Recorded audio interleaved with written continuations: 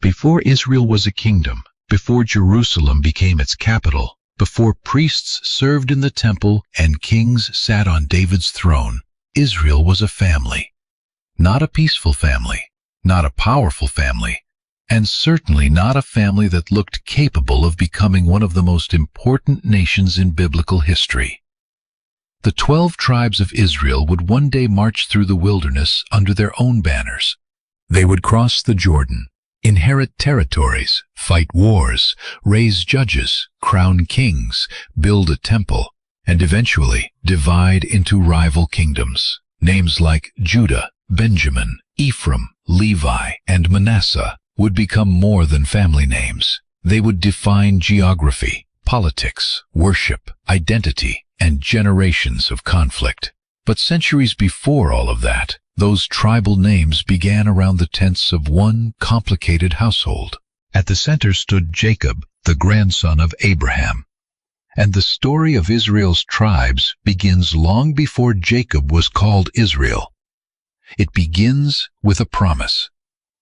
God had called Abraham out of his homeland and promised that his descendants would become a great nation. That promise passed to Abraham's son Isaac, and then through a story filled with rivalry and deception to Isaac's younger son Jacob. Yet when Jacob left Canaan and traveled toward the region of Haran, he did not look like the father of a nation. He looked like a fugitive. Jacob had obtained the blessing associated with the firstborn after deceiving his father Isaac, and his older brother Esau wanted revenge. Jacob fled from his family and traveled north toward the household of his mother's relatives. He carried no kingdom with him, no army, no territory, only the promise that the God of Abraham and Isaac would remain with him. On the journey, Jacob stopped for the night and slept with a stone near his head. There he dreamed of a stairway reaching between earth and heaven, with the Lord reaffirming the covenant promises, land descendants blessing, and divine presence. The promise was enormous. Jacob's circumstances were not, and that contrast would define much of his life. When Jacob reached the household of his uncle Laban, he met Rachel. Genesis describes Rachel as beautiful, and Jacob loved her. He agreed to work 7 years for Laban in exchange for marrying her. The text says those years seem like only a few days to Jacob because of his love for Rachel. But on the wedding night, Jacob, the man famous for deception, was himself deceived. Laban gave him Leah, Rachel's older sister. Only afterward did Jacob discover what had happened. Laban defended his decision, according to the local custom, that the younger daughter should not be married before the older. Jacob then agreed to another period of service in order to marry Rachel as well. The household from which Israel's tribes would emerge was therefore born under tension from the beginning. Jacob loved Rachel more than Leah. Leah knew it. Rachel knew it. And the struggle between these two sisters would shape the naming emotions and relationships surrounding many of Jacob's sons. Genesis does not hide the pain. Leah was the wife who had children, but lacked the love she desired from her husband.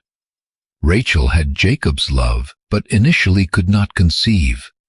When Leah gave birth to her first son, she named him Reuben. His name was connected with the hope that the Lord had seen her affliction and that perhaps now her husband would love her. Reuben would later become the ancestor of the tribe of Reuben. He was Jacob's firstborn, and by ordinary expectations, that position should have carried enormous importance. But the history of Israel would repeatedly show that birth order did not guarantee future leadership. Leah conceived again and gave birth to Simeon. Again, her naming of the child reflected the pain inside the marriage. She believed God had heard that she was unloved. Then came Levi. Leah hoped that after bearing Jacob 3 sons, her husband would finally become attached to her. Centuries later, Levi's descendants would occupy a unique place among Israel's tribes. They would be associated with priestly and sanctuary service rather than receiving a normal tribal territory like the others. But none of that could yet be seen. At this moment, Levi was simply the third son born into a divided household. Leah then gave birth to Judah. This time, the emphasis shifted. Instead of naming the child primarily in reference to her relationship with Jacob, Leah declared that she would praise the Lord. Judah's future importance would become extraordinary. From Judah would eventually come tribal leadership, David's royal dynasty, and the line that the New Testament connects with Jesus. Yet Genesis introduces Judah with no crown, no throne, and no army. He begins as the fourth son of Leah. Rachel, meanwhile, watched her sister have children while she remained childless. Her grief turned into desperation. She told Jacob to give her children or she would die. Jacob reacted angrily, reminding her that he was not God and that he could not control whether she conceived. In the world of the patriarchs, one way a wife might seek children for her household was through a female servant. Rachel therefore gave Jacob her servant Bilhah. Bilhah gave birth to Dan. Rachel understood the birth as God having judged her case and heard her voice. Bilhah later gave birth to Naphtali, whose name reflected Rachel's intense struggle with her sister. The tribal story was growing, but so was the rivalry. Leah, seeing that she had temporarily stopped bearing children, responded by giving Jacob her own servant Zilpah. Zilpah gave birth to Gad and then Asher. Gad's name was associated with good fortune, while Leah connected Asher with happiness and the expectation that other women would call her blessed. By now, 8 sons had entered Jacob's household: Reuben, Simeon, Levi, Judah, Dan, Naphtali, Gad, Asher. To a later reader, these names sound like a map of ancient Israel, but they were not yet territories. They were boys growing up among mothers whose relationships were marked by competition, disappointment, hope, and longing. The struggle between Leah and Rachel continued. Genesis recounts an incident involving mandrakes found by Reuben and negotiations between the sisters over Jacob's company. The details may feel strange to a modern audience, but the larger picture is unmistakable. This was not an idealized household. The Bible does not present the founders of Israel as a perfect family untouched by jealousy. The nation's beginnings were already marked by human weakness. Leah conceived again and gave birth to Issachar. Then came Zebulun. Leah also gave birth to a daughter, Dinah, whose later story would become part of one of the darkest episodes in Jacob's family history. At this stage, Leah and her servant had supplied most of the sons who would later give their names to Israelite tribes. But one crucial branch of the family was still missing: Rachel. Then Genesis says that God remembered Rachel. She conceived and gave birth to a son named Joseph. Rachel expressed hope that the Lord would add another son to her. Joseph entered the family as the long-awaited child of the wife Jacob loved most. That fact would matter. It would matter more than anyone in the household could yet understand. Jacob eventually left Laban's household and began the difficult journey back toward Canaan. He had arrived in the region years earlier as one man running from his brother. He was leaving with wives, children, servants, livestock, and a household large enough to look like the beginning of something much greater. But returning home meant facing the past. Esau was still there. Jacob had no certainty about how his brother would receive him. As the confrontation approached, Jacob was afraid. He divided his people and possessions into groups. He sent gifts ahead. He prayed. And then during the night, Jacob was left alone. Genesis describes a mysterious encounter in which Jacob wrestled with a man until daybreak. Jacob refused to let go without a blessing. Then came a declaration that would permanently reshape the identity of his descendants. Jacob would no longer be known only as Jacob. He was given the name Israel. The meaning of the name has been discussed in different ways, but the text directly connects it with Jacob's striving with God and with men. From this point forward, Israel could refer to the man.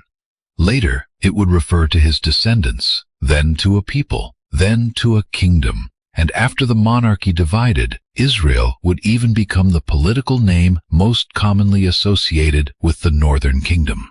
A single name would carry layers of meaning through centuries of history.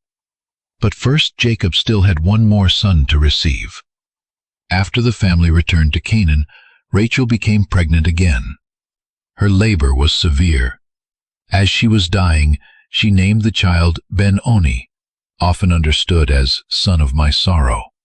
Jacob gave him another name, Benjamin.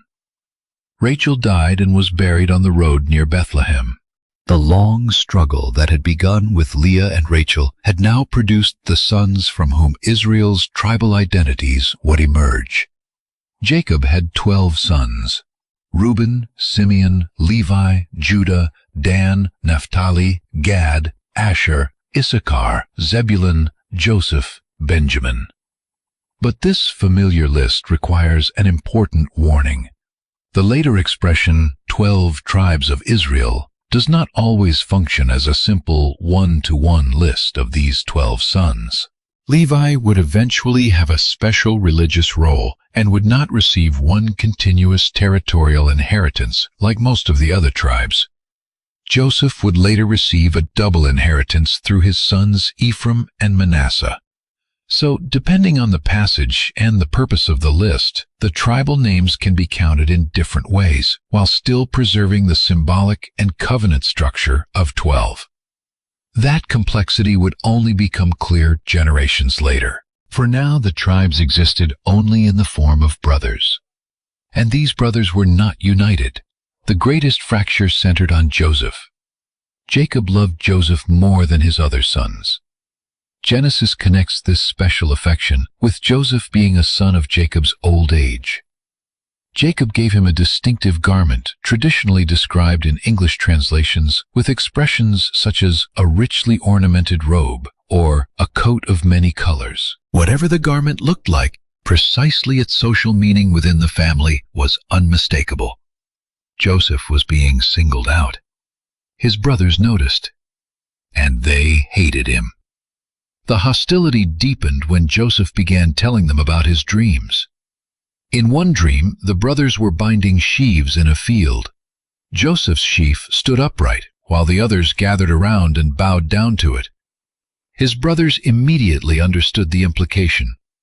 "Are you really going to rule over us?" The hatred increased. Then Joseph described another dream. The sun, moon, and 11 stars bowed before him. Even Jacob rebuked him over the apparent meaning of the dream. Would Joseph's father, mother, and brothers truly bow before him? His brothers were jealous. Jacob, however, kept the matter in mind. The family that would become the 12 tribes of Israel was now standing on the edge of a crisis. One brother dreamed of elevation. 10 older brothers increasingly saw him as a threat. The youngest, Benjamin, was still outside the central conflict. Then the moment came. Joseph's brothers had taken Jacob's flocks some distance from home. Jacob sent Joseph to check on them and bring back word. Joseph eventually found them near Dothan. They saw him approaching from far away. Before Joseph reached them, they began to plot. The dreamer was coming, and some of them wanted him dead. They proposed killing Joseph, throwing his body into a pit and telling their father that a wild animal had devoured him. Then, with bitter irony, they would see what became of his dreams. Reuben intervened. Whatever his motives, he prevented the immediate murder and suggested that Joseph be thrown alive into a pit instead. The text indicates that Reuben intended to rescue him later and return him to Jacob. When Joseph arrived, the brothers seized him. They stripped away the distinctive garment their father had given him, and they threw him into an empty cistern. Then they sat down to eat. It is one of the coldest images in the family's early history. Their brother was trapped nearby. They ate. Then a caravan appeared on the road traveling toward Egypt with valuable goods. Judah spoke. What would they gain by killing their brother and hiding his blood? Why not sell him instead? Joseph was their brother, their own flesh. So they would not murder him. They would profit from him. Joseph was pulled from the pit and sold into the hands of traders heading south toward Egypt. The brothers, who would one day become the fathers of Israel's tribes, had just torn their own family apart. They believed they were removing Joseph from their future. Instead, they were sending him toward the place where the future of every one of their families would soon depend on him. The road led to Egypt, and without realizing it, the sons of Jacob had just begun the chain of events that would transform 12 brothers into 12 tribes. Joseph disappeared from Canaan as a slave, but Egypt would become the place where his story and the future of every tribe of Israel was transformed. The traders who purchased Joseph carried him south into one of the most powerful civilizations of the ancient world. Egypt was nothing like the tents and grazing lands of Jacob's household. It was a kingdom of cities, officials, agricultural wealth, monumental construction, and a highly organized royal administration. Joseph entered that world without status, without family, without freedom. He was sold to Potiphar, an Egyptian official described as an officer of Pharaoh and captain of the guard. Genesis repeatedly emphasizes one fact during this stage of Joseph's life: the Lord was with him. Joseph prospered in Potiphar's household, and his master eventually placed much of the estate under his authority. For a young man betrayed by his brothers, this might have seemed like the beginning of restoration. But Joseph's rise was interrupted again. Potiphar's wife attempted to draw him into sexual sin. Joseph refused, appealing not only to loyalty toward his master, but also to faithfulness before God. When he fled from her, leaving his garment behind, she used that garment as evidence against him and accused him falsely. Joseph was imprisoned. Once again, his circumstances appeared to move in the opposite direction from his dreams. He had dreamed that others would bow before him. Instead, he had been sold, then imprisoned. The distance between promise and reality seemed to grow larger. But Joseph's prison became another place of preparation. He gained responsibility there, and eventually 2 royal servants, the chief cupbearer and chief baker, were imprisoned alongside him. Both experienced troubling dreams. Joseph interpreted them, but he made an important distinction. Interpretations, he said, belonged to God. The cupbearer would be restored. The baker would die. The interpretations were fulfilled. Joseph asked the cupbearer to remember him when he returned to Pharaoh's service. But the cupbearer forgot. Joseph remained in prison. Then Pharaoh dreamed. He saw 7 healthy cows followed by 7 thin cows that consumed them without appearing improved. He also dreamed of 7 good heads of grain swallowed by 7 thin and scorched heads. Egypt's magicians and wise men could not provide an interpretation that satisfied Pharaoh. Only then did the cupbearer remember Joseph. The prisoner was brought from confinement prepared and taken before the most powerful man in Egypt. Joseph again refused to claim the ability as his own. God, he said, would give Pharaoh an answer. The dreams carried one message. Egypt would experience 7 years of extraordinary abundance, followed by 7 years of devastating famine. The famine would be so severe that the years of plenty would seem almost forgotten. But Joseph did more than interpret the danger. He proposed a solution. During the prosperous years, Egypt should gather and store grain under centralized administration so the kingdom could survive when the famine came. Pharaoh recognized something unusual in Joseph. The Hebrew slave who had entered Egypt with nothing was elevated to astonishing authority. Joseph was placed over the administration of the land, subordinate only to Pharaoh himself. The dreamer who had been thrown into a pit was now responsible for preparing an empire for disaster. And during those years in Egypt, Joseph became a father. 2 sons were born to him. The first was Manasseh. The second was Ephraim. At the time, they were simply Joseph's children, but their names would later appear on the map of Israel as tribal identities of their own. This is one of the most important developments in understanding why the 12 tribes cannot always be reduced to a single fixed list of 12 names. Joseph was one of Jacob's 12 sons, yet later Joseph's inheritance would be represented through both Ephraim and Manasseh. In effect, Joseph would receive a double tribal portion through his sons. That development still lay ahead. First came the famine. The 7 years of abundance ended. Food became scarce not only in Egypt, but throughout the surrounding regions. Canaan suffered too. And in Canaan lived the brothers who had sold Joseph. Jacob heard that grain was available in Egypt and sent his sons south to purchase food. Benjamin remained behind. Jacob had already lost Joseph, the first son of Rachel, and he was unwilling to risk Rachel's remaining son. So 10 brothers entered Egypt. They came before the Egyptian official responsible for distributing grain. And they bowed. They did not recognize him. Joseph recognized them. Years had passed. His appearance, language, clothing, position, and entire public identity had changed. The brothers saw an Egyptian ruler. Joseph saw the men who had thrown him into a pit. The dreams of his youth suddenly stood in front of him in living form. The brothers bowed to the very man they had once mocked for dreaming that they would bow. But Joseph did not immediately reveal himself. Instead, he tested them. He accused them of being spies. They insisted that they were honest men, sons of one father, originally 12 brothers. One, they said, was no more, and the youngest remained at home. The phrase was filled with irony. One is no more. They were saying it to Joseph himself. Joseph demanded that they bring Benjamin to Egypt as proof of their story. Simeon was detained while the others returned to Canaan. The brothers began to connect their suffering with what they had done years earlier. They remembered Joseph's distress. They remembered how he had pleaded with them. They believed judgment was finally catching them. Reuben reminded them that he had warned against harming the boy. Joseph listened and turned away to weep.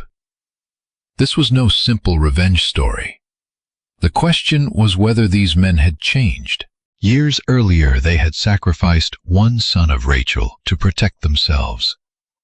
What would they do now when another son of Rachel was placed in danger?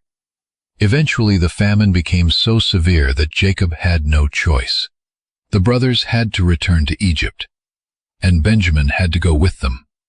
Judah stepped forward and personally guaranteed Benjamin's safety. This is significant. Judah had once suggested selling Joseph. Now he was beginning to accept responsibility for Benjamin. The change was not yet complete, but the family was no longer frozen in the moment of Joseph's betrayal. When the brothers returned to Egypt with Benjamin, Joseph struggled to control his emotions. He arranged a meal for them. Benjamin received special treatment. Then Joseph ordered a final test. His silver cup was secretly placed in Benjamin's grain sack. After the brothers departed, Joseph's officials overtook them and accused them of theft. The cup was discovered with Benjamin. According to the conditions of the test, Benjamin would remain in Egypt as a servant while the others could return home. This was the moment. Years earlier, the brothers had returned to Jacob without Joseph. Now they were being offered the opportunity to return without Benjamin. Judah spoke. He explained what Benjamin meant to their father. He described Jacob's grief over the loss of Joseph. And then Judah offered himself. Let Benjamin return. Let Judah remain instead. The brother who had once participated in selling Joseph was now willing to become a slave so that his younger brother could go free. Joseph could no longer continue the disguise. He sent the Egyptians from the room. Then he wept so loudly that others heard it outside. "I am Joseph." The brothers were terrified. The brother they had betrayed was alive, and he possessed enough authority to destroy them. But Joseph interpreted his journey through a larger lens. He did not call their evil good. He knew they had acted against him. Yet he also understood that God had used the outcome to preserve life during the famine. What his brothers intended for harm had become part of the means by which their entire household survived. The family was reunited, but reunion required migration. Joseph instructed his brothers to return to Canaan and tell Jacob that he was alive, and bring the entire household to Egypt. When Jacob first heard that Joseph lived, he could scarcely believe it. Then he saw the provisions Joseph had sent. The old man who had mourned his son for years prepared to leave Canaan. On the journey, Jacob received reassurance from God that he should not fear going down to Egypt. The family that carried the covenant promise entered a foreign land. Genesis records the names of those who went with Jacob, preserving the sense that this was still fundamentally a family migration. They were not yet the vast nation that would later stand at Sinai. They were the household of Israel. Joseph met his father. Jacob embraced the son he had believed dead. The family settled in the region of Goshen, where they could maintain their flocks and households. For the moment, Egypt was not a prison, it was refuge. The famine had driven them there. Joseph's position protected them. Pharaoh granted them space, and the descendants of Jacob began to establish themselves in the land. But before Jacob died, two events would permanently reshape the tribal structure of Israel. The first involved Joseph's sons. Joseph learned that his father was ill and brought Manasseh and Ephraim to him. Jacob looked at the two Egyptian-born boys and did something extraordinary. He claimed them as his own. Ephraim and Manasseh would be counted with Reuben and Simeon in matters of inheritance. Joseph, in effect, received two tribal lines through his sons. This helps explain the mathematics of Israel's tribal lists. If Levi is counted differently because of his sacred role, Ephraim and Manasseh can represent Joseph while maintaining the symbolic structure of 12 territorial tribes.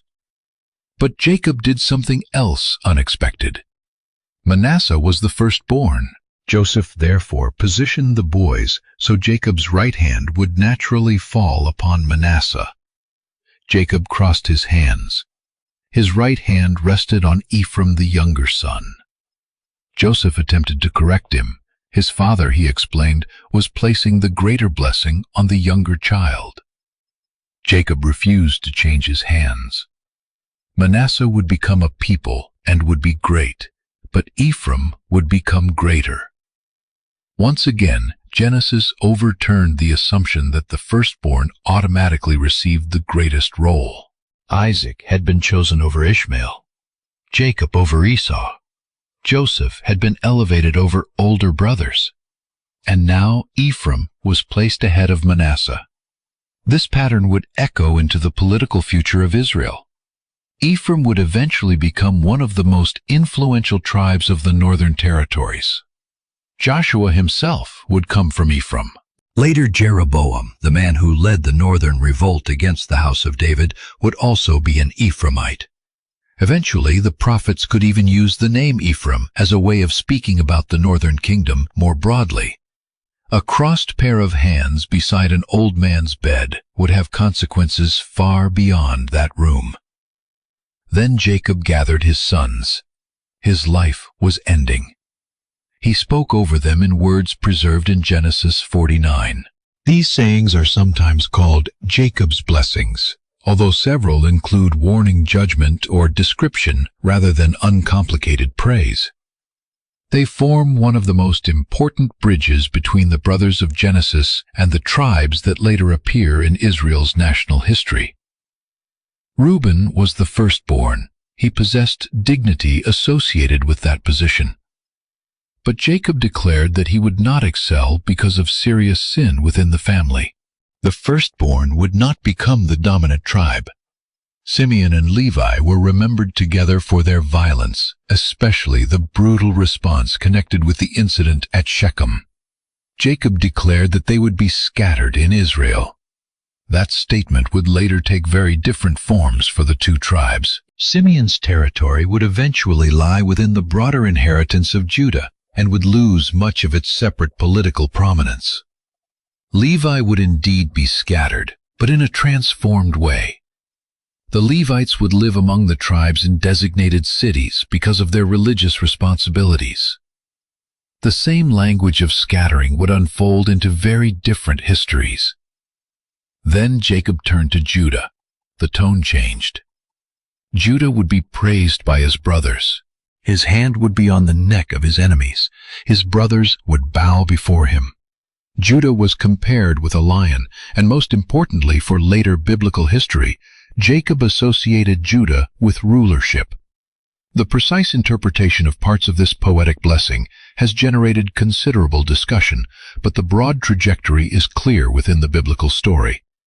Judah would become the tribe of royal prominence. David would come from Judah.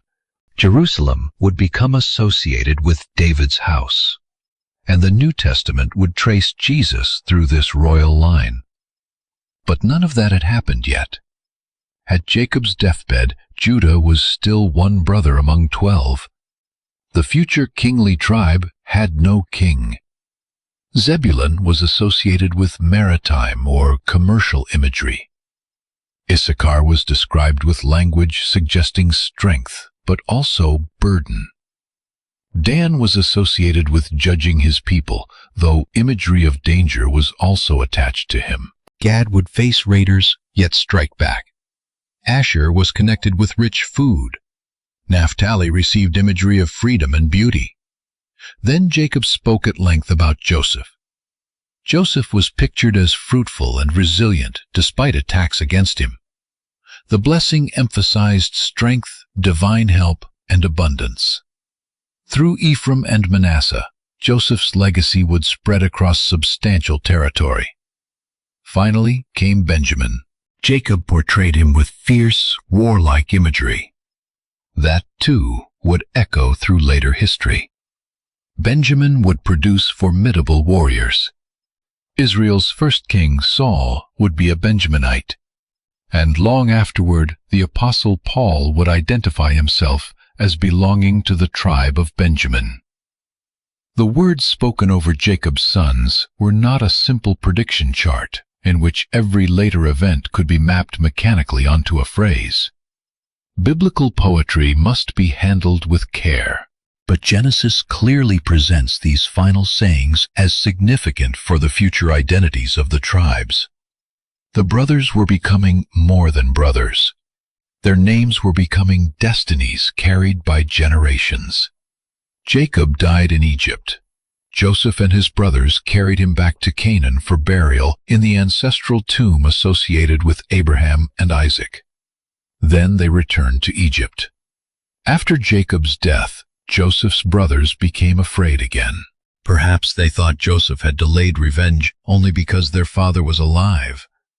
Now that Jacob was gone, would Joseph finally punish them?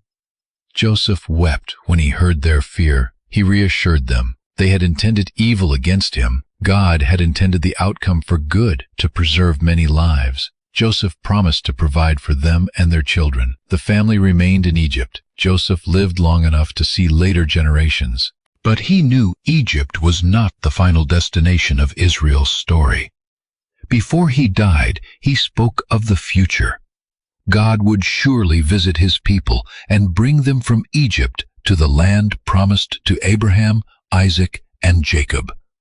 Joseph made the sons of Israel swear that when that day came, they would carry his bones with them.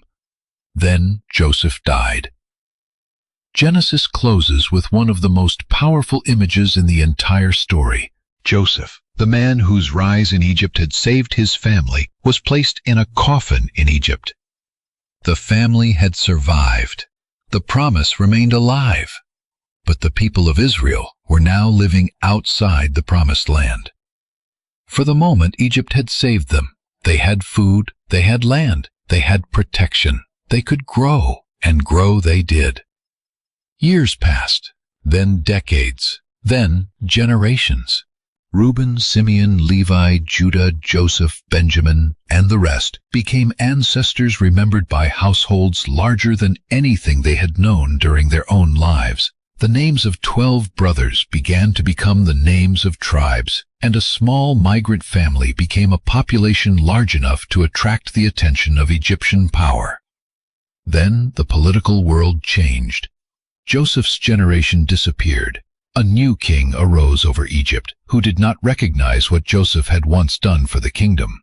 To this Pharaoh, the descendants of Jacob were no longer the family of a trusted official who had saved Egypt from famine. They were a demographic threat. A people inside Egypt who were growing too numerous. The refuge was becoming a prison.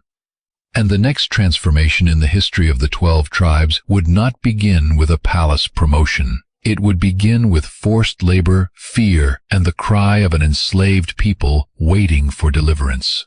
Egypt had once preserved the family of Jacob. Now Egypt feared what that family had become. The opening chapters of Exodus describe the descendants of Israel multiplying until the land seemed filled with them. The language is deliberate. A household that had entered Egypt because of famine was becoming a people. Reuben was no longer merely the name of Jacob's eldest son. Judah was no longer merely one brother among many. Levi, Benjamin, Dan, Naphtali, Gad, Asher, Issachar, Zebulun, Simeon, Ephraim, and Manasseh were becoming ancestral identities carried by clans and households. The promise to Abraham was taking visible form, but growth brought danger. A new Pharaoh viewed Israel not as a blessing, but as a political threat. He feared that if war came, the Israelites might join Egypt's enemies, fight against the kingdom, and escape. So Egypt responded with oppression. Taskmasters were appointed. Forced labor intensified. Israelites were compelled to build storage cities. Their lives became bitter with hard service in brick and mortar and agricultural labor. Yet Exodus emphasizes a paradox. The more Israel was oppressed, the more the people multiplied. Egyptian power could make their lives miserable. It could not reverse the growth of the covenant family.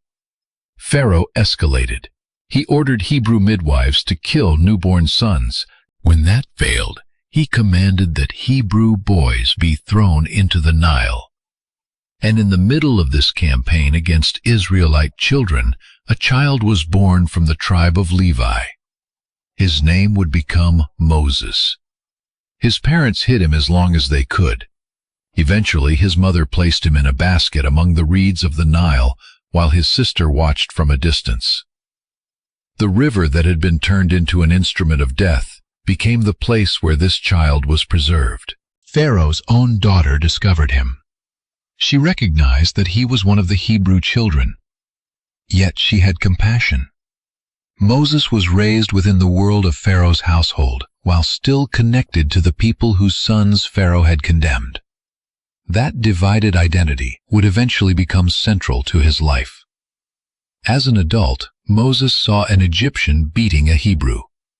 He intervened and killed the Egyptian. When the act became known, Moses fled Egypt. The man who would eventually lead Israel out of slavery disappeared into Midian as a fugitive. There, far from Pharaoh's court, he built another life. Then, near Horeb, the mountain of God, Moses saw a bush burning without being consumed. From that fire came the call that would change the history of every tribe of Israel. God had seen the affliction of his people. He had heard their cry. He remembered his covenant with Abraham, Isaac, and Jacob. Moses was to return to Egypt. He would confront Pharaoh. He would bring Israel out. Moses resisted. Who was he to stand before Pharaoh? What if the Israelites did not believe him? What if his limitations made him unfit for the task? God's answer repeatedly redirected Moses away from confidence in himself and toward divine presence. Moses would not go alone. His brother Aaron, also a Levite, would help speak. The liberation of Israel was beginning through two men from the tribe that would later be set apart for sacred service. But when Moses and Aaron first confronted Pharaoh, the situation became worse. Their demand was clear. Israel must be allowed to go and serve the Lord. Pharaoh refused. Instead of reducing the burden of forced labor, he increased it.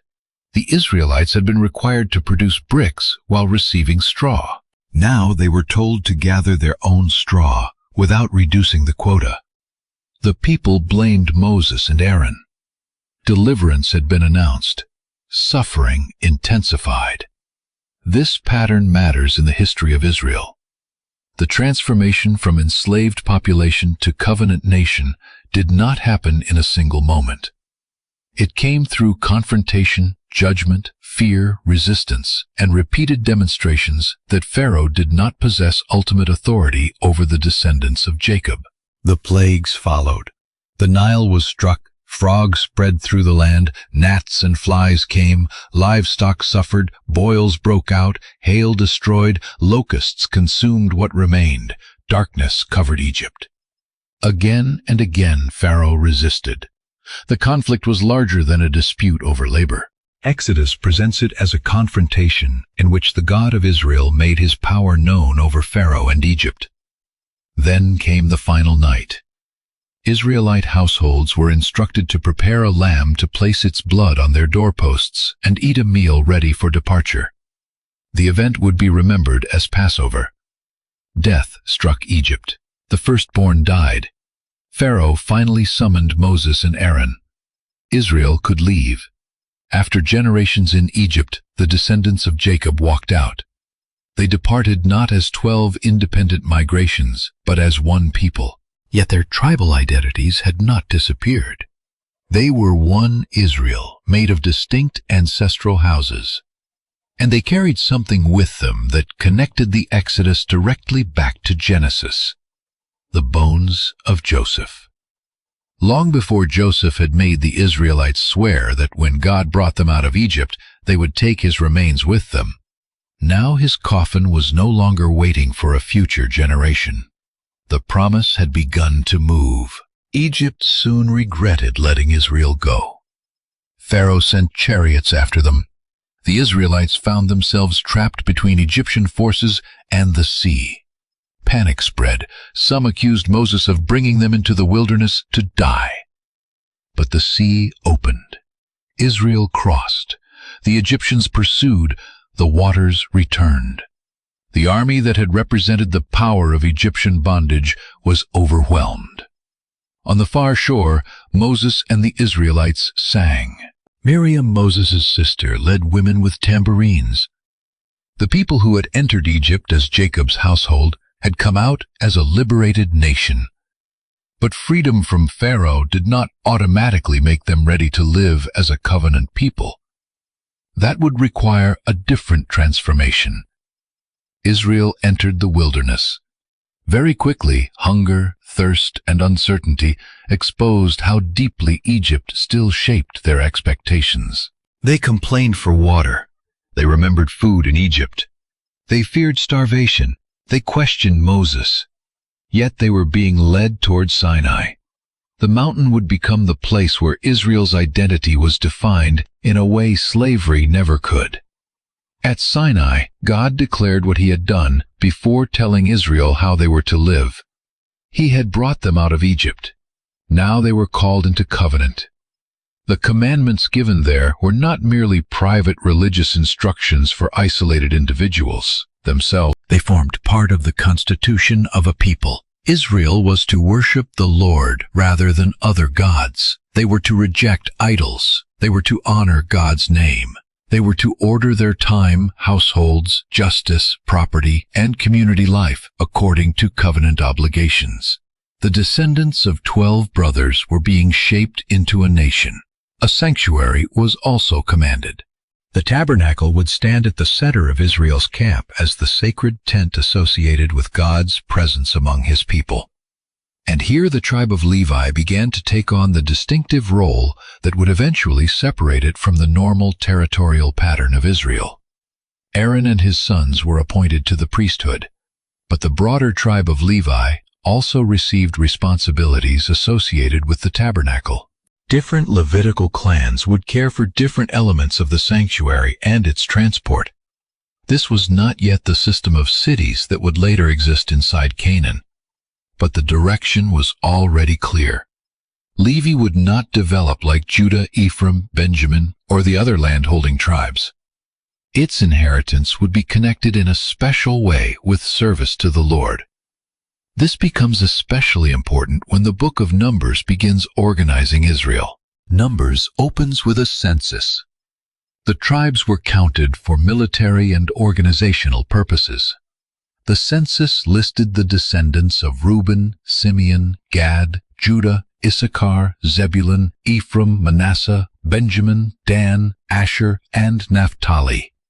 Levi was handled separately. This is one of the clearest examples of why someone can look at different biblical tribal lists and become confused.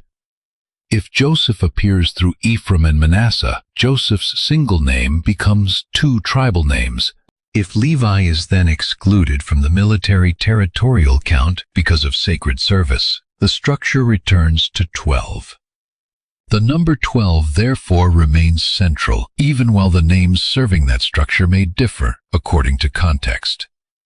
Israel's camp was organized around the tabernacle. The tribes were grouped on different sides under larger banners. To the east camped Judah, Issachar, and Zebulun. Judah held the leading position in this group. To the south were Reuben, Simeon, and Gad.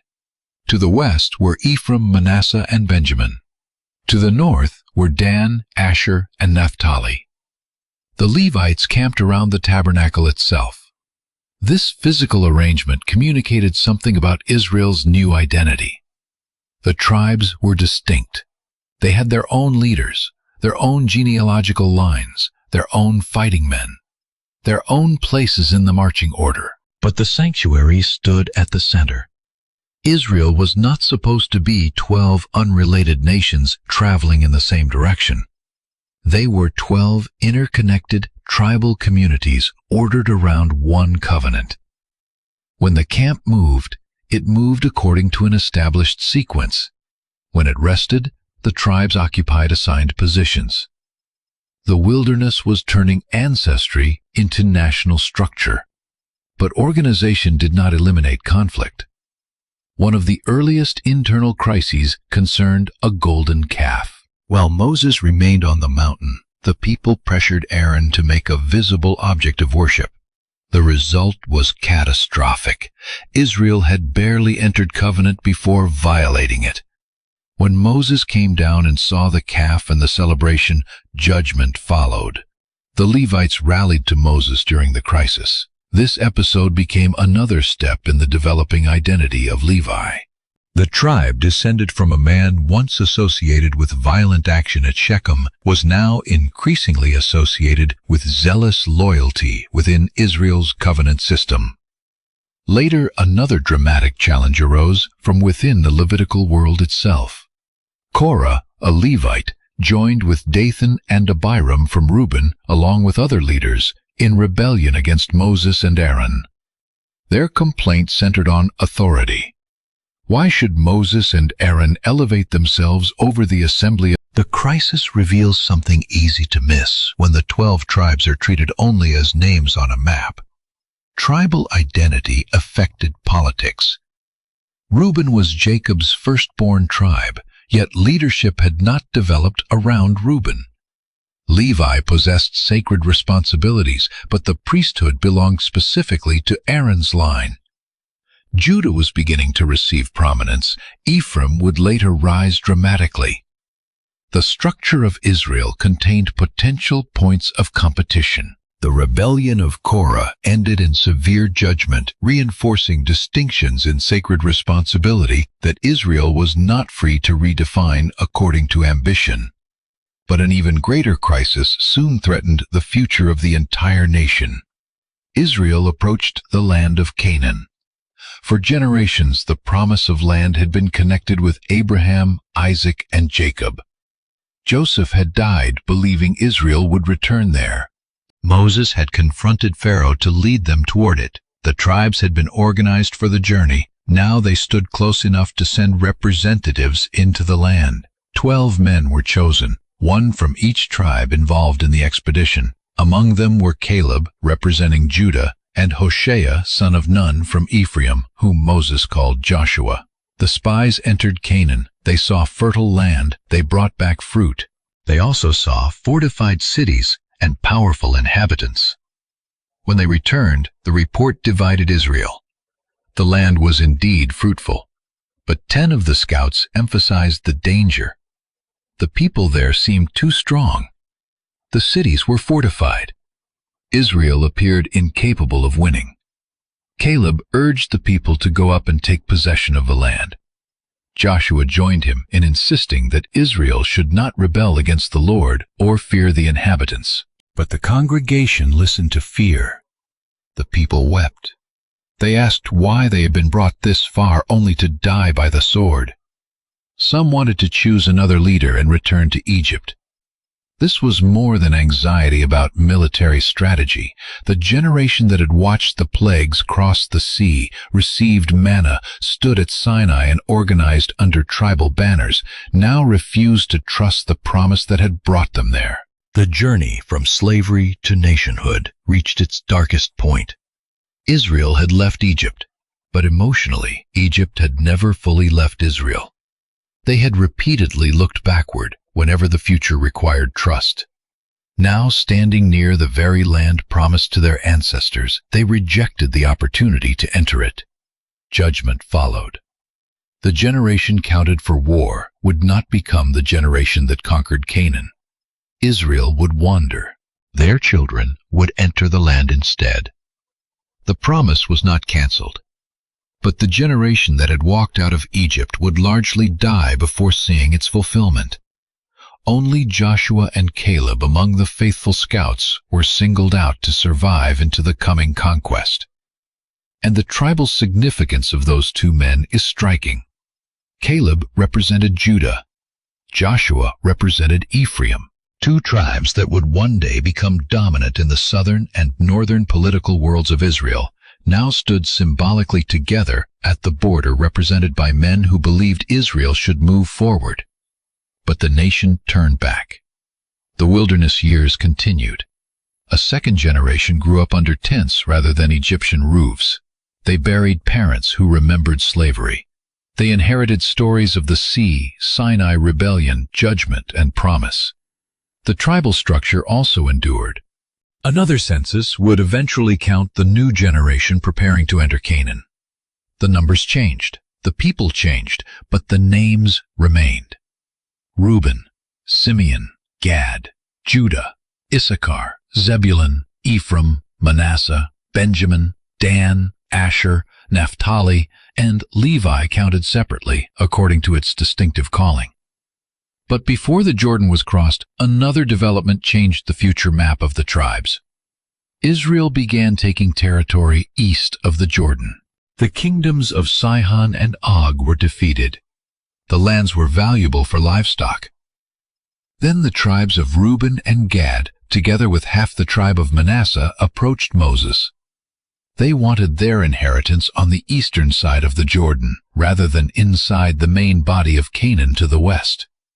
Moses reacted strongly. Was another tribal decision about to discourage Israel from entering the Promised Land? Had they learned nothing from the previous generation? Reuben and Gad clarified their intention. They would build places for their families and livestock, but their fighting men would cross the Jordan with the rest of Israel. They would help their brothers take possession of the land before returning to their own inheritance. Moses accepted the arrangement under that condition. This decision created a geographic reality that would shape Israel for generations. Even before the central conquest began, some tribes would live east of the Jordan. Reuben, Gad, half of Manasseh. They would belong to Israel. They would fight with Israel. But a major river would separate their homes from most of the other tribes. Geography was already adding another layer to tribal identity. Then Moses' own journey approached its end. He had brought the people from Egypt to the edge of Canaan, but he would not lead them across the Jordan. Because of his failure in the wilderness, he was told that he would see the land, but not enter it. Leadership passed to Joshua. That too carried tribal significance. Israel's next national leader would come not from Reuben, the firstborn tribe, nor from Judah, the tribe associated with future kingship, nor from Levi, the tribe of Moses and Aaron. Joshua was an Ephraimite, the son of Joseph's younger son, the one Jacob had deliberately placed ahead of Manasseh, would now lead Israel into its inheritance. Moses climbed Mount Nebo. He looked across the land. The territory promised to Abraham's descendants stretched before him, but the task of dividing it among the tribes belonged to the generation coming after him. Moses died outside the land. Israel mourned. Then the period of preparation ended. The tribes stood east of the Jordan. Behind them lay Egypt, Sinai rebellion, wilderness, graves, and 40 years of wandering. Ahead lay fortified cities, rival peoples, hills, valleys, coastlands, and a territory that existed in promise but had not yet become their possession. The 12 tribal communities now had laws, they had priests, they had military organization, they had leaders, they had memory, they had an identity. What they did not yet have was the land that would turn their ancestral names into geography. Joshua gave the command. The Jordan lay ahead, and once Israel crossed it, Judah, Ephraim, Benjamin, Manasseh, Dan, and the others would no longer be merely tribes traveling together through a wilderness. They were about to become neighbors with borders, and borders would eventually create rivalries powerful enough to threaten the unity of Israel itself. The Jordan River was more than a geographic boundary. For the generation standing on its eastern bank, it marked the end of one identity and the beginning of another. Their parents had known slavery. They had known the wilderness. They had carried tents from camp to camp, watched an entire generation die, and grown up hearing that a land had been promised to Abraham, Isaac, and Jacob long before any of them were born. Now that land stood in front of them. But possession was not automatic. Canaan was inhabited. Its cities were defended. Its regions were controlled by different peoples and local rulers. Israel was no longer preparing to leave oppression. It was preparing to establish a homeland. And once the tribes crossed the Jordan, the names inherited from Jacob's sons would begin to become names on a map. Joshua led the people forward. The priests carrying the Ark of the Covenant stepped into the Jordan, and the waters were stopped so that the people could cross on dry ground. The scene deliberately echoed the crossing of the sea under Moses. A new generation was entering a new stage. But the same God who had brought Israel out of Egypt was presented as leading them into the land. 12 stones were taken from the Jordan as a memorial, one for each tribe. The symbolism mattered. No single tribe could claim that the crossing belonged only to Judah, Ephraim, or Benjamin. This was Israel crossing. The nation entered as a tribal whole. But that unity would soon be tested by geography, warfare, inheritance, and competing interests. The first major target was Jericho. The fortified city stood near the entry into the land and represented both a military obstacle and a symbolic threshold. Israel did not conquer it through a conventional siege. For days the people marched around the city according to the instructions given to Joshua. On the final day, after repeated circuits, the priests sounded trumpets and the people shouted. The walls fell. Jericho was taken. It looked like the beginning of unstoppable advance. Then came Ai. Israel expected another easy victory. Instead, a smaller Israelite force was defeated. The reason, according to Joshua, was covenant violation within the camp. Achan from the tribe of Judah had taken items from Jericho that had been placed under the ban. The sin of one man brought consequences upon the wider community. This early crisis reinforced a principle that would repeatedly shape tribal Israel. The tribes possessed distinct identities, but they were not isolated from one another. Actions within one household could affect a nation. The conquest continued. Ai eventually fell. Israel renewed covenant commitments. Other cities and coalitions were confronted. The narrative describes campaigns in central, southern, and northern Canaan. Some enemies were defeated quickly, others remained, and this point is essential for understanding what the phrase "conquest of Canaan" actually means in the biblical story. Joshua describes major victories and the breaking of organized resistance, yet later passages make clear that many Canaanite populations and strongholds remained within or near Israelite territories. The land was not transformed overnight into a completely settled, homogeneous Israelite state. Conquest and settlement unfolded over time. That unfinished reality would become one of the central problems of the period of the Judges. But before Israel faced that future, the land had to be distributed. This was the moment when ancestral identity became geography. Reuben, Gad, and half of Manasseh already possessed territories east of the Jordan under the agreement made before Moses' death. The remaining tribes would receive their inheritances west of the river. The allocation of land combined previous promises, tribal size, sacred procedure, and practical geography.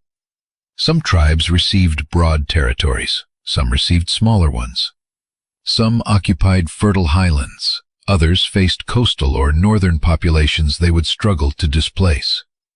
And the political future of Israel began to take shape through these boundaries. Among the most significant inheritances was Judah.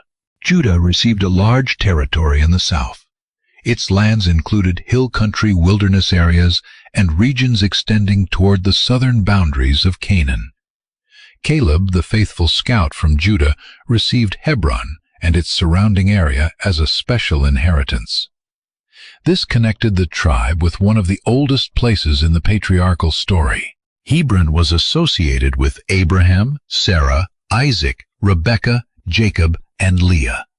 Long before Jerusalem became the center of Israel's monarchy, Judah's southern heartland already carried deep ancestral significance. The size and location of Judah's territory gave the tribe room to develop a strong regional identity. That would matter centuries later. When the monarchy split, Judah would possess enough territorial, demographic, and dynastic weight to form the core of a southern kingdom. But no one dividing the land under Joshua could yet see the full consequences. North of Judah lay Benjamin. Benjamin's territory was smaller, but its location was extraordinarily important. It stood between the major southern territory of Judah and the central hill country associated with Joseph's descendants. Places within or along Benjamin's region would later become deeply significant in Israel's history. Jericho stood near its eastern side. Gibeah would become associated with Saul, and Jerusalem sat near the borderland between Judah and Benjamin. This geographic position would help make Benjamin a bridge and at times a battleground between larger tribal powers. Benjamin was small. Its location made it important. Farther into the central highlands lay the inheritances of Ephraim and Manasseh. Together, these tribes represented the double portion given through Joseph. Their territories occupied a central section of the land, giving Joseph's descendants enormous significance in Israel's geography. Ephraim's territory was not the largest, but its location and later political influence would make the tribe increasingly prominent.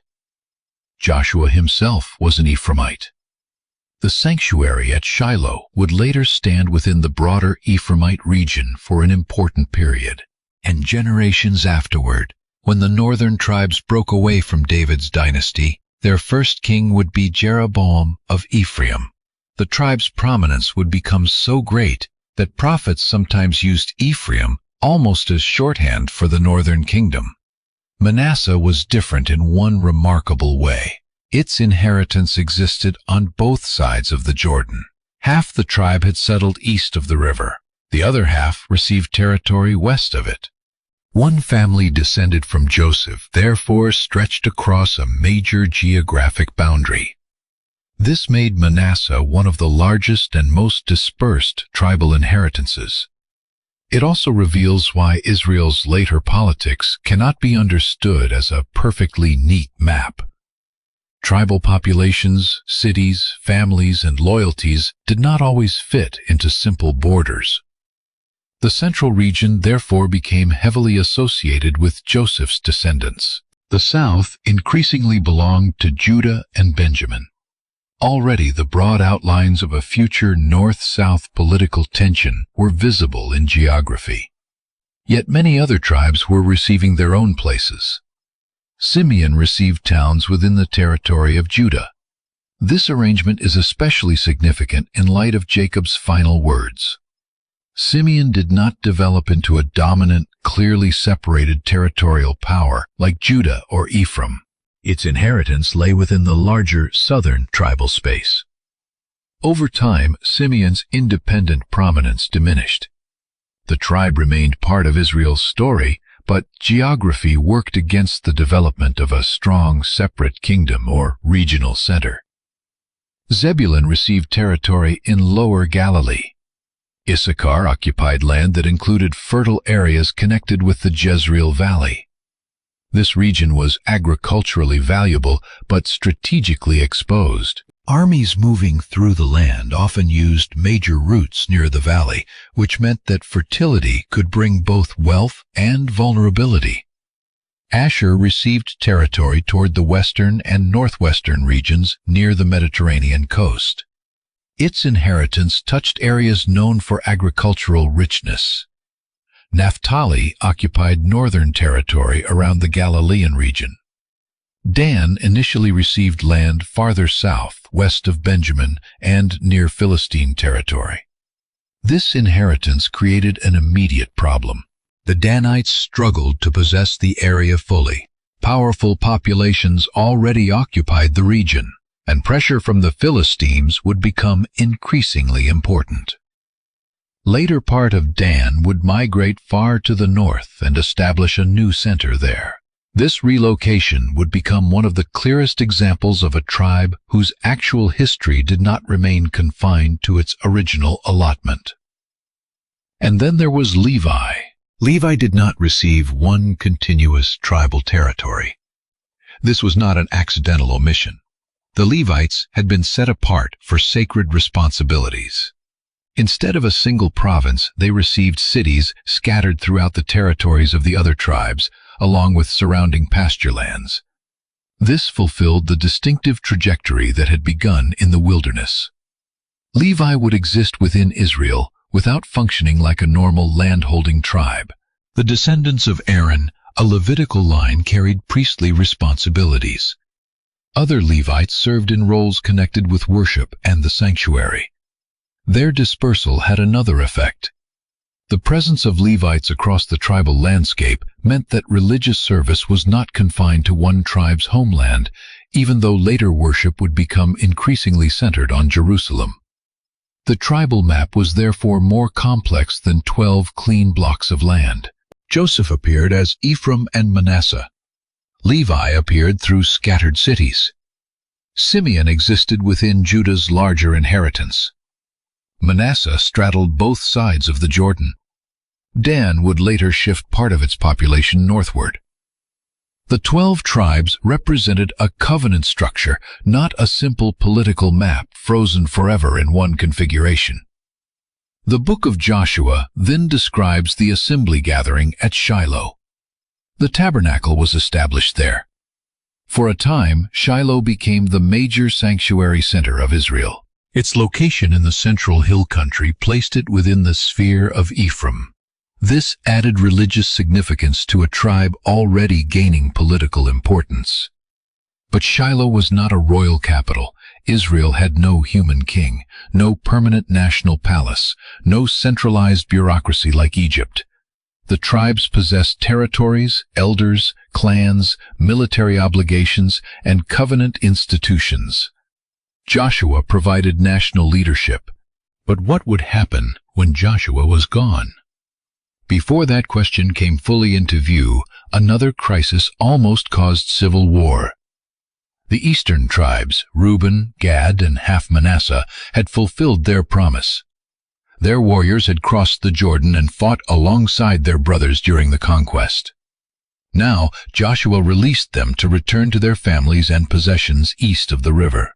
On their journey home, they built a large altar near the Jordan. When the western tribes heard about it, they prepared for war. The reaction may seem extreme until we remember how central exclusive covenant worship had become to Israel's identity. The western tribes feared that the eastern tribes had established a rival sacrificial center. If so, this would represent rebellion against the Lord and potentially bring judgment upon all Israel. A delegation was sent. Among its leaders was Phinehas, son of Eleazar the priest. The accusation was serious. Why had Reuben, Gad, and half Manasseh turned away? Had Israel learned nothing from previous acts of unfaithfulness? The eastern tribes responded urgently. The altar was not intended for sacrifices. It was intended as a witness. They feared that future generations west of the Jordan might someday tell their descendants, "You have no share in the Lord." The river that separated them geographically could eventually become a boundary of identity, so the altar was meant to testify that the eastern tribes belonged to the same Israel. The explanation satisfied the delegation. War was avoided, but the episode exposed the central weakness that geography had created. Israel had entered the land together. Now rivers, mountains, distances, and local interests were beginning to pull the tribes apart. A monument built to affirm unity nearly produced civil war. The land had fulfilled one promise. It had also created new dangers. Joshua grew old. He gathered Israel's leaders and reminded them that their future depended not merely on military possession, but covenant faithfulness. They were not to turn toward the gods of the surrounding nations. They were to remain loyal to the Lord. At Shechem, Joshua assembled the tribes and reviewed Israel's story. He began far before the conquest. He spoke of Abraham, Isaac, Jacob and Esau, Egypt, Moses and Aaron, deliverance, wilderness, victory, land. Israel's identity was grounded not simply in territory, but in memory. Then Joshua placed a choice before the people. Whom would they serve? Israel declared that they would serve the Lord. Joshua warned them of the seriousness of such a commitment. The covenant was renewed. The tribes returned to their inheritances. Then Joshua died. He was buried in Ephraimite territory. Eleazar the priest also died, and Joseph's bones, the remains carried out of Egypt according to his ancient request, were buried at Shechem within the land associated with his descendants. The book of Joshua closes with an extraordinary sense of completion. The patriarchs had lived as sojourners. Joseph had died in Egypt. Moses had died east of the Jordan. But now Israel possessed land. Joseph's bones rested in Canaan. The tribes had inheritances. The sanctuary stood at Shiloh. The promise appeared to have reached a major fulfillment. Yet beneath that sense of completion was an unresolved problem. Joshua had led all Israel. Who would lead the tribes now? There was no single successor with the same national authority. The conquest was incomplete. Many Canaanite populations remained. The tribes would have to continue possessing territory, and their ability to act together would soon weaken. Judah continued fighting in the south. Other tribes faced their own regional enemies. Benjamin failed to drive out all the inhabitants associated with Jerusalem. Manasseh struggled against several Canaanite cities. Ephraim did not remove all the Canaanites from its territory. Zebulun, Asher, Naphtali, and Dan faced similar problems. Instead of complete displacement, coexistence, forced labor, compromise, and local accommodation increasingly developed. What began as unfinished conquest became something deeper. Israel began adapting to the religious and cultural world around it. The book of Judges describes a generation rising that did not know the Lord in the same experiential way as the generation that had seen the great acts connected with the Exodus and conquest. The people turned toward the Baals and other gods of the land. Covenant loyalty weakened. Then oppression came. Israel cried out. A deliverer arose. The people were rescued. Then the pattern repeated.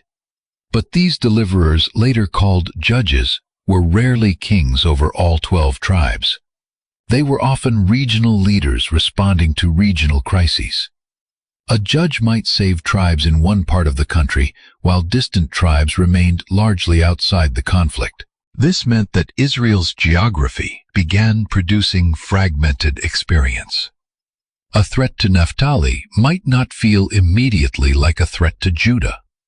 A crisis in Gilead might not mobilize Ephraim in the same way.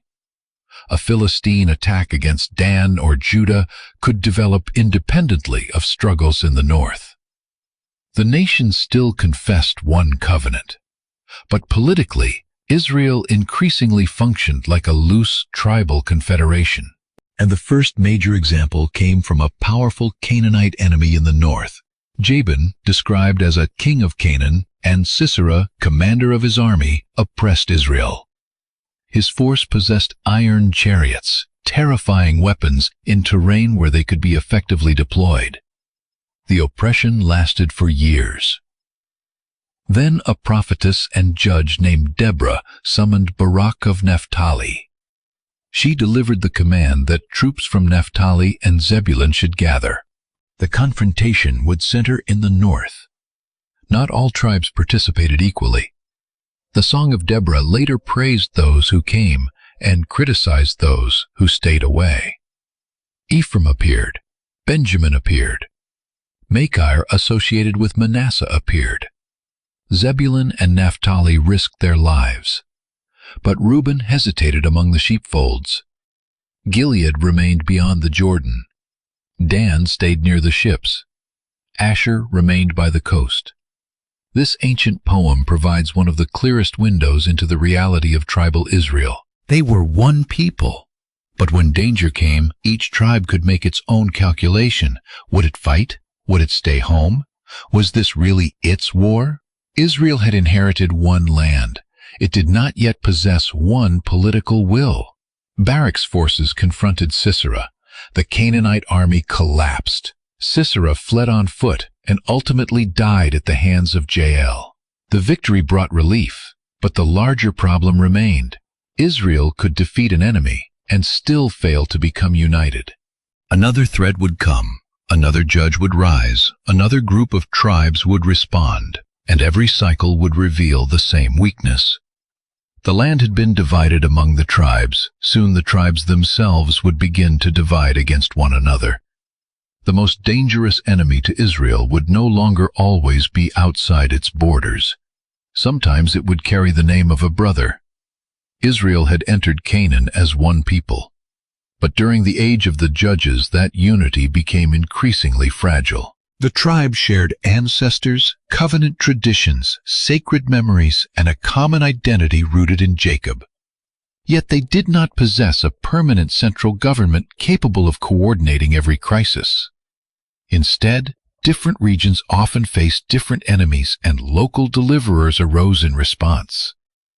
The result was a nation that could still speak of itself as Israel, while functioning much of the time as a collection of tribal territories. That weakness became especially clear in the story of Gideon. After Israel again turned away from covenant faithfulness, the Midianites oppressed the land. Their raids devastated agriculture and forced Israelites to hide in caves and strongholds. Gideon emerged from the clan of Abiezer in the tribe of Manasseh. When the angel of the Lord called him, Gideon did not respond like a man who expected national leadership. He asked how he could possibly save Israel. His clan was weak in Manasseh. He considered himself insignificant within his father's household. Yet the biblical pattern repeated. Leadership did not always come from the place human expectations would choose. Gideon gathered men to confront Midian. Forces came from Manasseh and neighboring tribes, including Asher, Zebulun, and Naphtali. But before the battle, Gideon's army was dramatically reduced. The purpose was theological as much as military. Israel was not to interpret victory as proof of its own strength. With only a small force, Gideon attacked the Midianite camp at night, using trumpets, jars, and torches. Confusion spread through the enemy. The Midianite army collapsed and fled. Then Gideon called men from Ephraim to help cut off the escape routes. They responded successfully. But after the victory, a revealing argument followed. The men of Ephraim confronted Gideon. Why had he not called them earlier? The complaint may seem small compared with the battle itself, but it reveals the political reality beneath the military victory. Tribal honor mattered. Who fought who received recognition, who was called first, who held leadership. These were not trivial questions in a society organized around tribes and clans. Gideon calmed the Ephraimites with careful words. The immediate conflict ended, but the tension between regional loyalty and national unity remained. Later in Gideon's story, another problem appeared. After his victories, Israelites asked Gideon to rule over them and establish a hereditary line. They wanted Gideon, then his son, then his grandson, to govern them. The request suggests that at least some Israelites were already imagining something beyond temporary judges, a dynasty, a stable ruler, perhaps even a king. Gideon refused the formal request, declaring that the Lord would rule over Israel. But his later behavior was more complicated than his words. He accumulated wealth. He had many wives. He named one son Abimelech, a name that can carry the sense of, "My father is king." After Gideon died, Abimelech murdered many of his brothers and attempted to establish his own rule around Shechem. The experiment ended in violence. Israel was beginning to feel the need for stronger leadership. But ambition without covenant faithfulness produced another disaster. Then came conflict east of the Jordan. The region of Gilead faced pressure from the Ammonites. A man named Jephthah was called to lead. His background was troubled. Rejected by his brothers, he had lived away from home before the elders of Gilead sought him when military danger became severe. Jephthah's story became another example of how leadership in the Judges period arose from local emergency rather than stable national institutions. He fought the Ammonites and won, but after the victory, tribal conflict erupted again. The men of Ephraim confronted Jephthah, accusing him of failing to call them to battle. A similar complaint had been brought against Gideon. This time, however, the dispute did not end with diplomacy. Jephthah and the men of Gilead fought Ephraim. The confrontation became civil bloodshed. The Jordan crossings became checkpoints. According to Judges, pronunciation itself was used to identify fleeing Ephraimites. The word shibboleth became a test. Those whose dialect exposed them as Ephraimites were killed. The same Jordan River Israel had once crossed together under Joshua now became a place where Israelites identified and killed other Israelites. This was how far tribal fragmentation could go. A geographic border had become a killing ground. But the darkest example still lay ahead. Before that disaster, another tribe experienced a different kind of crisis. The tribe of Dan had received territory in the western part of the land, near powerful Philistine regions. Dan struggled to secure its inheritance. From this environment emerged one of the most famous judges in the Bible, Samson. His story is often remembered primarily for extraordinary physical strength, his relationship with Delilah, and his final destruction of a Philistine temple. But in the history of the 12 tribes, Samson also illustrates how localized the struggle had become. He was a Danite fighting Philistine domination. His battles were not the coordinated campaigns of all Israel under Joshua. His story was intensely personal. He acted largely alone. Even men from Judah, rather than joining him against the Philistines, once delivered him to the enemy, because they feared the consequences of his actions. That scene captures the condition of Israel perfectly. A judge from Dan was fighting Philistines. Men of Judah were more concerned about maintaining local stability than joining his rebellion. The tribes were living beside one another without consistently acting as one nation. Samson achieved remarkable victories, yet he did not create lasting unity. He died bringing down a Philistine structure upon himself and his enemies. The Philistine threat remained, and Dan's territorial insecurity remained as well. Eventually, a group of Danites traveled north, looking for another place to settle. They found the city of Laish, conquered it, and renamed it Dan. Part of the tribe therefore established itself far to the north, creating an unusual geographic identity. From the southern border near Philistia to the distant north, the tribe's story demonstrated how fluid Israel's settlement could still be. Even more troubling, Judges connects this Danite migration with unauthorized religious practices. A private shrine and images became part of the new settlement's worship. Again, the problem of incomplete centralization appeared. Israel possessed sacred law. It had a recognized sanctuary tradition. Yet local religious centers and practices could develop outside the covenant order. Political fragmentation and religious fragmentation often grew together. The book of Judges then moves into stories so disturbing that they function almost like an autopsy of Israel's social collapse. One of those episodes centers on a Levite and a woman associated with his household. Their journey brought them to Gibeah, a Benjaminite town. What occurred there was an act of horrific abuse and violence. The narrative deliberately recalls some of the darkest patterns associated with wickedness earlier in the biblical story. The Levite responded by sending a shocking message throughout Israel, calling attention to what had happened. The tribes assembled. For once, Israel seemed united. But they were not gathering to fight Canaanites, Midianites, Moabites, Ammonites, or Philistines.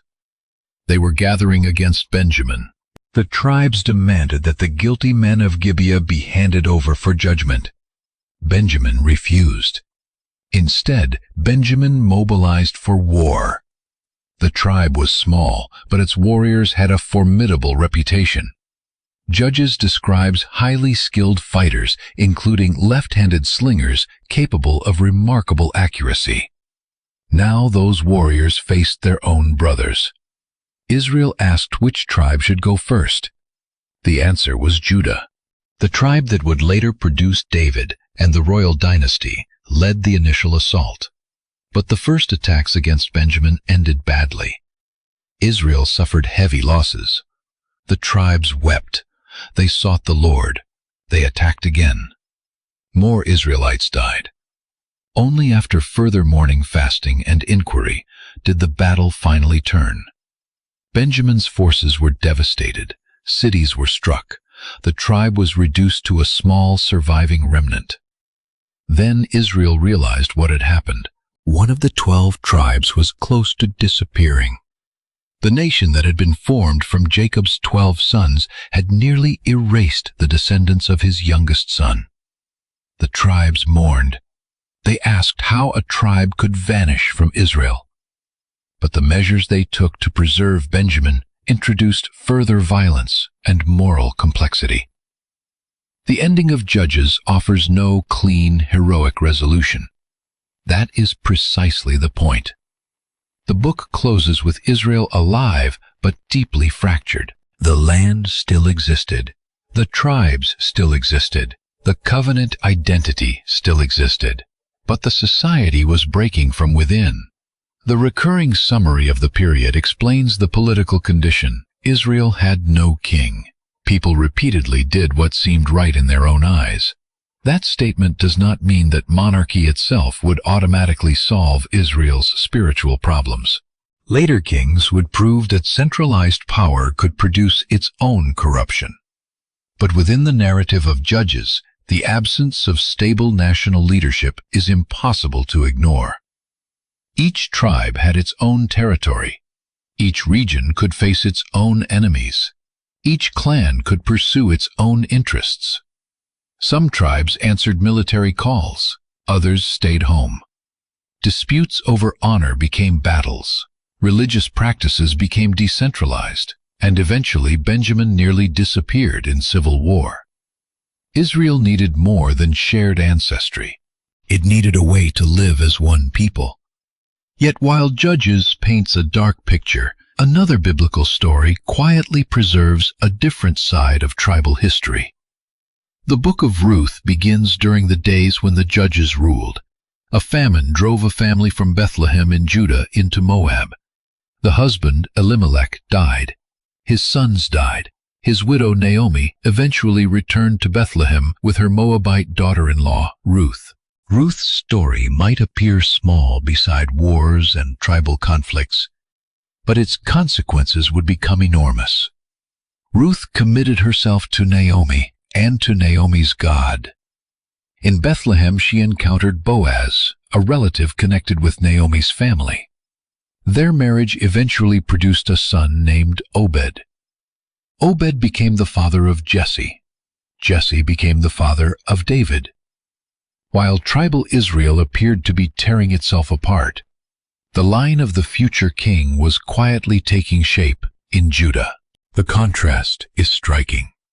Benjamin had nearly been destroyed through civil war. Dan struggled for territory. Ephraim fought fellow Israelites. Manasseh produced Gideon. Local crises dominated the land. Yet in Bethlehem within Judah, a family line was developing that would later reshape Israel's political structure. Before David, however, there would be Saul, and Saul would come from the very tribe that had once stood on the edge of extinction, Benjamin. But Israel was not ready for a king yet. Another transition had to occur. The sanctuary at Shiloh still held importance. There served Eli, a priest from the house of Aaron. His sons, however, corrupted their sacred responsibilities. Into that environment came a child named Samuel. His mother, Hannah, had prayed desperately for a son and dedicated him to the Lord. Samuel grew at Shiloh. He became known as a prophet, and through him the age of the Judges would begin to give way to something new. During Samuel's youth, Israel faced the Philistines. The tribes brought the Ark of the Covenant into battle as though its presence itself guaranteed victory. It did not. Israel was defeated, the Ark was captured, Eli's sons died. Shiloh's old order entered a crisis. The Philistines had become a national threat unlike many of the localized enemies Israel had faced earlier. Their power extended across strategically important areas. Their military organization and technological strength made them formidable. The tribes could no longer assume that regional responses would always be enough. Israel needed coordination. Samuel eventually emerged as a national figure. He judged Israel. He called the people away from foreign gods. He led them in covenant renewal. Under his leadership, Israel experienced victory over the Philistines at Mizpah. For a time, Samuel seemed to provide the kind of unifying leadership the tribes had repeatedly lacked. But Samuel grew old. His sons did not walk faithfully in his ways. Israel's elders looked at the future and saw the same problem again. What happened when a strong leader died? Joshua had died. The tribes fragmented. Judges arose and disappeared. Samuel was aging. The Philistines remained dangerous. The surrounding nations had kings who could mobilize armies and maintain dynasties. Israel's elders came to Samuel. Their request would change the political history of the 12 tribes. "Give us a king to judge us like all the nations." Samuel was displeased. The request was not treated as a simple administrative reform. There were spiritual consequences. Israel had always understood the Lord as its ultimate king. Now the people wanted a human monarchy like those surrounding them. God told Samuel to listen to their voice, but also to warn them. A king would take. He would take sons for military service. He would take daughters for labor. He would take fields, vineyards, produce, servants, and flocks. Centralized power would have a cost. The tribes had suffered from insufficient unity. Now they were asking for a solution that could create a different danger. Still they insisted. They wanted a king. They wanted someone to judge them, someone to go before them, someone to fight their battles. The age of loosely connected tribes was about to change, and when Israel looked for its first king, the man chosen would not come from mighty Judah. He would not come from increasingly influential Ephraim. He would not come from priestly Levi. He would come from Benjamin. The tribe that had almost been destroyed by its brothers was about to place a man on Israel's first throne. His name was Saul, and with his rise, the 12 tribes would enter the most important political experiment in their history. Could a king finally unite them? Or would monarchy simply move Israel's old tribal rivalries into a larger and more dangerous arena? If this documentary is helping you see how the tribes connect across generations, save it so you can return to the timeline later. The next stage is where those tribal identities begin turning into royal politics, and where Benjamin and Judah move to the center of Israel's story. Israel had asked for a king. The question was no longer whether the tribes would have a monarchy. The question was what kind of monarchy could hold them together. Samuel was directed toward a young man from the tribe of Benjamin named Saul, son of Kish. Benjamin was one of Israel's smallest tribes. Its recent history made Saul's rise especially remarkable. Only generations earlier, Benjamin had nearly disappeared in civil war. Now a Benjaminite would become the first man publicly recognized as king over Israel. When Saul was introduced, he appeared impressive. He was described as unusually tall and physically distinguished. Yet Saul himself initially emphasized the smallness of his tribal position. Was he not a Benjaminite from one of the least significant tribes of Israel? That humility would not always characterize him. But at the beginning, Saul seemed an unlikely answer to a national problem. Samuel anointed him privately. Later, Saul was presented before Israel. The tribes were gathered. The lot identified Benjamin. Then Saul's clan. Then Saul himself. When the people saw him, many shouted, "Long live the king!" For the first time, Israel possessed something it had never possessed before: a human king over the tribes. But a title alone could not create national loyalty. Saul needed to prove that a monarchy could actually defend Israel. That opportunity came quickly. Jabesh-Gilead, east of the Jordan, was threatened by the Ammonites. The people there faced humiliation and destruction. When news reached Saul, he responded decisively. He summoned Israel to war. The tribes mobilized. The Ammonites were defeated, and after the victory, Saul's kingship was publicly confirmed at Gilgal. For a moment, the monarchy seemed to solve precisely the problem that had haunted the period of the judges. A threat arose in one region. The wider nation responded. A central leader coordinated the tribes. Israel fought as one. But national unity under Saul would prove far more fragile than it first appeared. The Philistines remained Israel's most dangerous enemy. They controlled important territories and possessed military advantages that placed heavy pressure on Israel. Saul's son Jonathan emerged as a courageous warrior. His victories inspired hope. But Saul himself increasingly demonstrated the danger Samuel had warned about. Kingship concentrated power. And with power came the temptation to act independently of covenant boundaries. At Gilgal, Saul faced growing military pressure. The Philistines gathered in strength. Israelite soldiers became afraid. Some hid. Others fled across the Jordan. Saul waited for Samuel, but when Samuel did not arrive according to Saul's expectation, Saul offered the sacrifice himself. Samuel arrived afterward and rebuked him. Saul had not kept the command given to him. The consequence was severe. His kingdom would not endure. Another man would eventually be raised up. The first king from Benjamin had been given an opportunity to establish a dynasty. That dynasty was now under judgment. Yet Saul continued to rule, and the tribal story became increasingly connected with his personal struggle to preserve the throne. A later command involving Amalek created another crisis.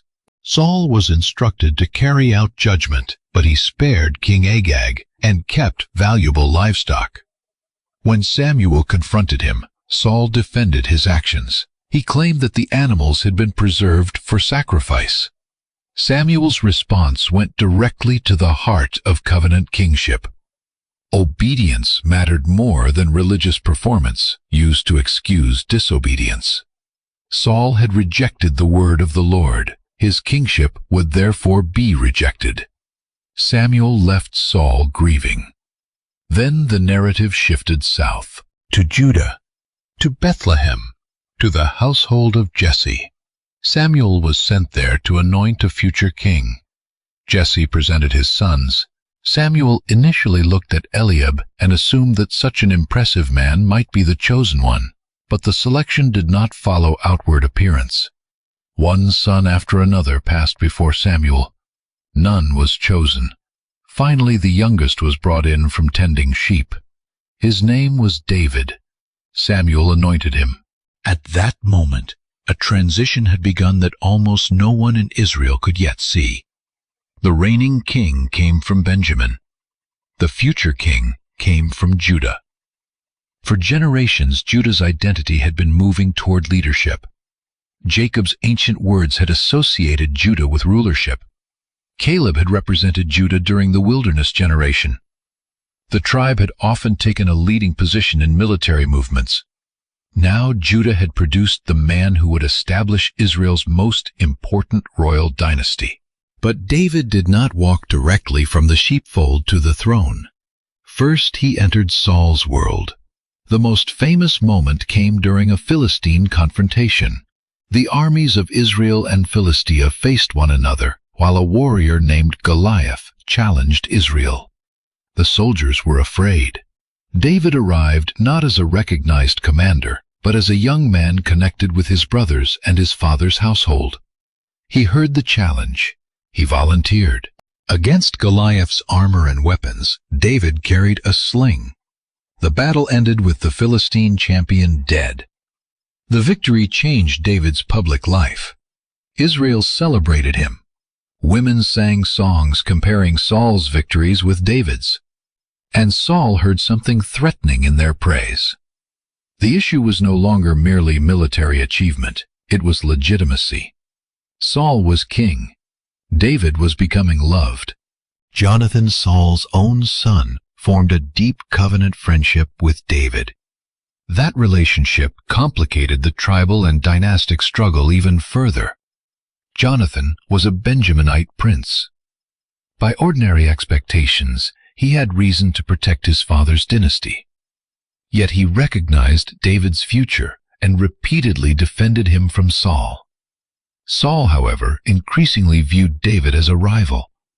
Attempts were made on David's life. David fled. He moved through Judah's wilderness regions. He gathered followers. He became the center of a growing community of men who were distressed, indebted, or discontented. Saul pursued him, and still David refused opportunities to kill Saul. On more than one occasion, David came close enough to take Saul's life. He did not. His refusal was not merely personal restraint. David would not seize the throne through the murder of the Lord's anointed king. He would wait. The contrast between Saul and David became increasingly visible. But Israel itself was not yet prepared to move smoothly from one dynasty to another. The Philistine War eventually brought Saul's reign to its catastrophic end. Israel fought on Mount Gilboa. The army was defeated. Saul's sons, including Jonathan, died. Saul himself was badly wounded. He died on the battlefield. The first monarchy had ended in disaster. David mourned. He did not celebrate the death of the man who had hunted him. He lamented Saul and Jonathan. But Saul's death did not automatically make David king of all Israel. This is one of the most important political details in the history of the tribes. The monarchy had not erased tribal loyalties. David belonged to Judah. Saul's house belonged to Benjamin, and the northern tribes were not immediately prepared to abandon Saul's dynasty. David went to Hebron in Judah. There the men of Judah anointed him as their king. Not king of all Israel, king of Judah. At the same time, Abner, commander of Saul's army, supported Saul's surviving son Ishbosheth as ruler over much of the rest of Israel. The nation effectively entered a divided political condition before David ever unified it. Judah followed David. The other tribal regions largely remained attached to Saul's house. The conflict was no longer David against Saul. It was the house of David against the house of Saul. And behind those houses stood tribal loyalties. War followed. At Gibeon, men representing the two sides confronted one another. Violence escalated. Abner killed Asahel, the brother of Joab. Personal vengeance became intertwined with national politics. The struggle continued for years. The biblical narrative summarizes the direction clearly. The house of Saul became weaker. The house of David became stronger. Eventually, relations between Ishbosheth and Abner collapsed. Ishbosheth accused Abner over a matter involving one of Saul's concubines. In the political world of ancient monarchy, access to a former king's household could carry implications far beyond private behavior. Abner reacted with anger. He decided to transfer his loyalty to David, but Abner understood that bringing only his own support was not enough. David needed the tribes. Negotiations followed. Abner spoke with Israel's elders. He even addressed Benjamin specifically. The inclusion of Benjamin mattered. Saul's own tribe had the most obvious reason to resist a Davidic takeover. A transition from a Benjaminite dynasty to a Judahite dynasty could easily be understood as tribal defeat. Abner worked to bring that transition about peacefully. He came to Hebron. David received him. A covenant arrangement appeared possible. Then Joab returned. Joab had not forgotten the death of his brother Asahel. He killed Abner. The act threatened everything David was trying to build. If the northern tribes believed David had arranged Abner's murder, reconciliation might collapse. David publicly distanced himself from the killing. He mourned Abner. He fasted. The people noticed. The political signal was clear. David did not want Abner's death to become the beginning of another tribal blood feud. Soon afterward, Ishbosheth was murdered by men who expected David to reward them. They misunderstood him. David condemned the act and punished the killers. Again, the throne would not be secured by applauding treachery against Saul's house. With Ishbosheth dead and Abner gone, the northern tribes faced a decision. They came to David at Hebron. Their words were remarkable. "We are your bone and flesh." The language reached beneath politics, beneath Benjamin and Judah, beneath north and south, back to family. The tribes were saying that despite years of division, they belonged to the same people. They also remembered David's earlier leadership during Saul's reign, and they recognized divine calling upon him. The elders of Israel made a covenant with David. They anointed him king over Israel. After generations of fractured judges, regional warfare, Benjaminite monarchy, and civil conflict, the tribes were united under one king. But David still faced a geographic problem. If he ruled from Hebron, his capital would remain deeply identified with Judah. The northern tribes might see his monarchy as a southern government extended over them. David needed a center that could serve the entire nation. His solution was Jerusalem. Jerusalem was strategically located near the boundary between Judah and Benjamin. It had not been fully absorbed into the political identity of either major tribal bloc. The Jebusites still controlled the stronghold. David captured it. He made it his capital. The city of David became the center of the monarchy. This was an act of extraordinary political intelligence. Jerusalem gave David a royal city not inherited as the exclusive possession of his own tribe. He could rule from a place connected with Judah's southern strength while remaining close to Benjamin and the central tribes. But David did more than establish a political capital. He brought the Ark of the Covenant to Jerusalem. The city began to become both royal and sacred. Political unity and worship were moving toward the same center. For a nation that had once worshipped around the tabernacle while tribal territories spread in different directions, this was a major transformation. David's kingdom expanded. Philistine pressure was broken back. Neighboring enemies were defeated. Israel's influence grew. The tribes that had once struggled separately now belonged to a state capable of projecting military power beyond individual tribal borders. David organized officials, commanders, and administration. The monarchy was becoming more than the personal leadership of one warrior. It was becoming an institution. Yet tribal identity never disappeared. Men were still identified by tribal origin. Regional loyalties still mattered. Benjamin remembered Saul. Judah remained David's natural base. Northern tribes possessed their own elders and traditions. Transjordan communities remained geographically separated. A king could unify Israel. He could not erase centuries of tribal history. And David's own reign would expose how quickly those older loyalties could reappear. His greatest crisis came from within his own family. David's son Absalom rebelled. The rebellion was not simply a palace dispute. Absalom spent time winning support among the people. When he declared himself king, the revolt gained enough strength that David fled Jerusalem. Once again, Israel's unity fractured around competing claims to the throne. David crossed eastward.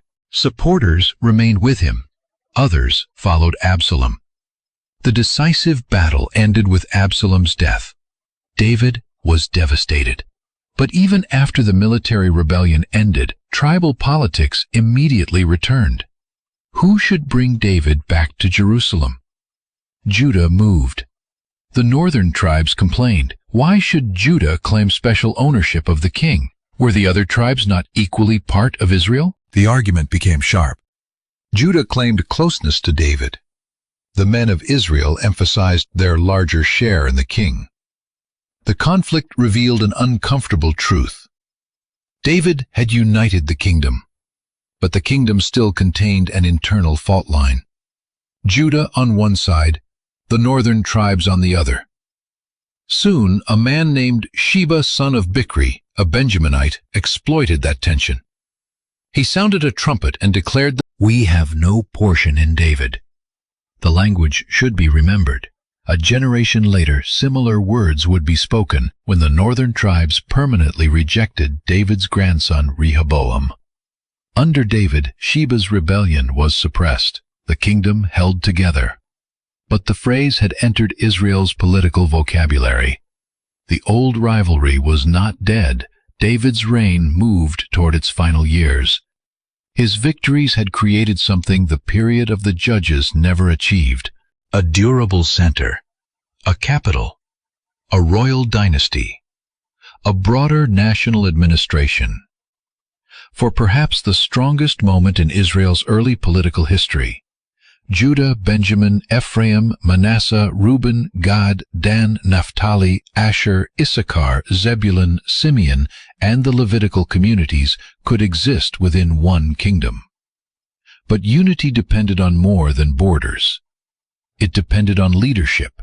David had often managed tribal tensions through personal authority, military success, covenant identity, and careful political judgment. What would happen when he was gone? That question became urgent as David grew old. Several sons could imagine themselves as heirs. Adonijah attempted to secure the throne, but the succession eventually passed to Solomon, son of David and Bathsheba. Solomon began his reign with something his father had never inherited, a united kingdom. Jerusalem was established. The enemies surrounding Israel had been weakened. The royal house of David had legitimacy. The temple could now be built. Trade could expand. Administration could become more sophisticated. The tribes had never possessed such an opportunity, but the very strength of the monarchy would create pressures David's generation had not yet fully experienced. A great kingdom required officials. Construction required labor. Royal wealth required revenue. Military security required organization. And centralized government could begin to treat ancient tribal regions less like brothers in a covenant family and more like districts in a state. The monarchy that had saved Israel from fragmentation was about to become powerful enough to create a new kind of division. Solomon would bring the United Kingdom to extraordinary heights, but beneath the gold-stone trade and royal glory, the old fault line between Judah and the northern tribes would begin to widen again. And this time, when the tribes said they had no share in David, there would be no second David strong enough to bring them back. Solomon inherited something no judge had ever possessed, and Saul had never fully secured: a united Israel at peace under a recognized dynasty. David had fought for that unity. Solomon inherited it. The tribes were still distinct, but they now lived under one crown, one capital, and one royal administration. Judah remained the king's own tribe. Benjamin stood beside it around the region of Jerusalem. Ephraim and Manasseh dominated much of the central highlands. The northern tribes stretched toward Galilee and the coastal regions. Reuben, Gad, and half Manasseh remained east of the Jordan. Levitical communities were distributed throughout the land. For the first time, the 12-tribe system seemed to have moved beyond survival. Israel could now build, trade, organize, fortify, and create institutions meant to last beyond the life of a single leader. Solomon's reign began with enormous promise. According to the biblical narrative, when given the opportunity to ask for what he desired, Solomon asked for wisdom to govern the people. He understood something every king of Israel had to understand. This was not a simple population. It was a nation formed from ancient tribal identities. Local elders inherited lands, competing memories, and covenant obligations. Judging such a people required more than force. It required discernment. Solomon became famous for wisdom. His court gained prestige. His reputation extended beyond Israel. Foreign rulers heard of him. Trade increased. Building projects expanded. The kingdom grew wealthy. And at the center of Solomon's legacy stood a structure David had long desired to build: the temple. For generations, Israel's sacred center had been associated with a portable sanctuary. The tabernacle had moved with the people. The ark had passed through periods of war, capture, recovery, and relocation. Under David, the ark had been brought to Jerusalem. Under Solomon, a permanent house for worship was constructed there. The temple transformed Jerusalem. The city was no longer merely a royal capital. It became the central sanctuary of the kingdom. Priests and Levites served within a more permanent system.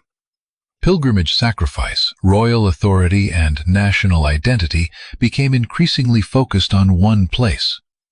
For the tribes, this created a powerful symbol of unity. A man from Naphtali, Ephraim, Benjamin, Judah, or Gad, might belong to a different territory and ancestry. But Jerusalem represented a center that claimed to belong to all Israel. When the temple was dedicated, the event was presented as a national moment. The elders of Israel gathered, the tribal leaders came, the ark was brought into the sanctuary. The memory of Exodus and wilderness was joined to the permanence of stone. The God who had been worshipped in a movable tent was now honored in a temple built within the capital of David's dynasty. From the outside, the transformation looked complete. Jacob's descendants had gone from tents to tribes, from tribes to territories, from territories to monarchy, from monarchy to a wealthy kingdom centered on Jerusalem. But the very system capable of building such greatness required resources on a scale earlier generations had never experienced. Solomon's projects needed labor. His court required support. His military structure needed horses, chariots, officers, and fortified positions. His diplomatic world required administration. The monarchy became increasingly centralized, and centralization always raises the same political question. Who carries the burden? The books of Kings describe officials placed over different districts, responsible for providing supplies for the royal household. Significantly, these administrative districts did not simply reproduce the old tribal map. The monarchy was beginning to organize Israel through structures that could cut across traditional tribal boundaries. This may have improved efficiency. It also represented a major political shift. For centuries, identity had been anchored in tribe, clan, family, and inherited territory. The kingdom increasingly required people to think in terms of royal administration. The change was not necessarily experienced equally everywhere. Judah stood in a unique position. The king was from Judah. The capital stood within the southern political world, connected closely with Judah and Benjamin. The royal dynasty belonged to David's house. The temple stood in Jerusalem.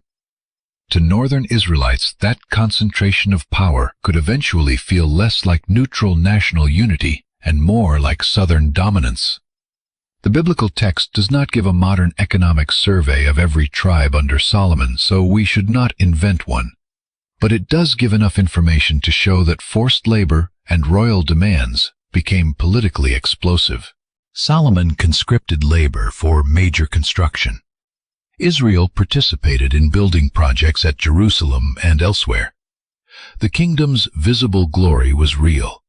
So were the burdens that helped create it. That tension becomes essential for understanding what happened after Solomon died. But the kingdom's fracture did not begin only with taxation or labor. The biblical narrative places an even deeper problem within Solomon's reign. His religious loyalty deteriorated. Solomon formed many foreign marriages. Some of these relationships carried obvious political advantages in the ancient world. Royal marriages could secure alliances, strengthen trade, and create diplomatic bonds. But kings interprets their spiritual consequence as disastrous. Solomon's wives turned his heart toward other gods. The king who had built the temple began supporting forms of worship that violated Israel's covenant. Places of worship were established for foreign deities. The problem was not that Israel's king had suddenly forgotten the temple existed. The problem was divided loyalty. The nation had been created around the command to worship the Lord alone. Now the king at the center of the nation was compromising that foundation. Kings presents the coming political division as judgment connected to this unfaithfulness. Yet even here the story preserves a distinction. Because of David, the kingdom would not be completely torn away during Solomon's lifetime, and the house of David would not lose everything. A portion would remain. The dynasty connected with Judah would continue. This meant that Israel's future division would not be a random accident. It would be simultaneously political and theological. Human grievances would be real. Royal mistakes would be real. Tribal rivalries would be real. But the biblical narrator also interprets the fracture through the covenant relationship between Israel's kings and God. During Solomon's reign, figures began to emerge who revealed the instability beneath the kingdom. Among them was Jeroboam, son of Nebat. Jeroboam came from Ephraim. That tribal identity matters enormously. Centuries earlier, Jacob had crossed his hands and placed the greater blessing on Ephraim, Joseph's younger son. Joshua, the leader who brought Israel into Canaan, had been an Ephraimite. Shiloh had stood within Ephraim's region. The tribe occupied influential central territory. And now an Ephraimite would become the central political challenger to David's dynasty. Jeroboam was capable. Solomon recognized his ability and gave him responsibility over labor connected with the house of Joseph. This placed Jeroboam in direct contact with northern workers and northern grievances. Then came an encounter with the prophet Ahijah of Shiloh. Ahijah wore a new garment. He tore it into 12 pieces. Then he told Jeroboam to take 10. The image was impossible to misunderstand. The kingdom represented by the 12 tribes would be torn. Jeroboam would rule over much of Israel. But one portion would remain connected with David's house for the sake of David and Jerusalem. The symbolism was tribal. The kingdom had begun as 12 sons. It had been organized as 12 tribes. Now a garment representing that national structure was ripped apart. Jeroboam's rise threatened Solomon. The king attempted to kill him. Jeroboam fled to Egypt. The irony is difficult to miss. The man who would lead much of Israel away from David's dynasty found refuge in the same country from which the 12 tribes had once been delivered. For a time Solomon remained on the throne. His kingdom still appeared intact. But appearances could no longer hide the deeper fracture. The temple stood. The palace stood. The bureaucracy functioned. Trade continued. The tribal map had not yet changed, yet the future division had already been announced. Then Solomon died. His son Rehoboam inherited the throne. The succession appeared straightforward. David had ruled, Solomon had ruled, now David's grandson would rule. But Rehoboam did not inherit his father's position automatically in the hearts of every tribe. The northern Israelites assembled at Shechem. That location was deeply significant. Shechem stood in the central hill country associated strongly with Ephraim and Manasseh. Abraham had passed through the region. Jacob had lived near it. Joseph's bones had been buried there. Joshua had gathered Israel there for covenant renewal. Now Shechem became the stage on which the united monarchy would be judged. Jeroboam returned from Egypt. The northern assembly approached Rehoboam with a demand. They did not initially reject David's dynasty. They offered a condition for continued loyalty. Solomon, they said, had made their yoke heavy. If Rehoboam would lighten the harsh service and heavy burden imposed upon them, they would serve him. This was the critical moment. The northern tribes were not yet saying, "We refuse any son of David." They were asking what kind of son of David Rehoboam intended to be. Would he hear them? Would he reduce the burden? Would the monarchy function as the government of all Israel? Or would it simply demand obedience? Rehoboam asked for 3 days. Then he consulted 2 groups of advisors. First came the older men who had served Solomon. Their advice was politically wise. Serve the people today. Speak good words to them. Respond favorably.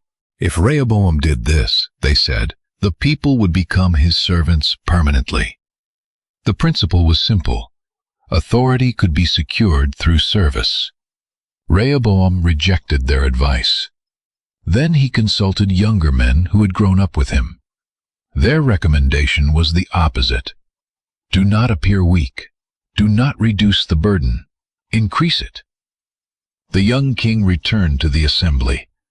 The tribes had asked for relief. Rehoboam answered with escalation. His father had disciplined them with whips. He would discipline them with scorpions. Whatever precise historical form the expression implied, the message was unmistakable. Solomon's rule had been heavy. Rehoboam promised to be heavier. The political mistake was enormous, but the text again presents the event within the larger divine judgment already announced through Ahijah. The king did not listen. The northern tribes heard his answer, and centuries of internal tension suddenly found words. What share do we have in David? What inheritance do we have in the son of Jesse? To your tents, Israel. The declaration echoed an earlier rebellion during David's reign. Sheba, son of Bichri, had once used similar language. David had survived that challenge. Rehoboam would not. The northern tribes withdrew their loyalty from the house of David. The United Kingdom was breaking. Rehoboam still seemed unable to understand how serious the revolt had become. He sent Adoram, the official connected with forced labor. It was almost impossible to imagine a more provocative choice. The people had complained about burdens. Rehoboam had refused relief. Then he sent the man associated with the labor system to confront the crisis. Israel stoned Adoram to death. Rehoboam fled in his chariot to Jerusalem. There would be no negotiation. The political union built under David and inherited by Solomon had collapsed. The northern Israelites called Jeroboam. They made him king. The man from Ephraim now ruled the larger northern coalition. David's grandson retained the southern kingdom. The 12-tribe nation had become 2 political states. But even here, the language requires care. It is common to describe the result as 10 northern tribes versus 2 southern tribes. That summary is useful. It reflects the symbolism of Ahijah's torn garment and the broad political division. But actual tribal populations were more complicated than a perfectly clean 10 versus 2 map.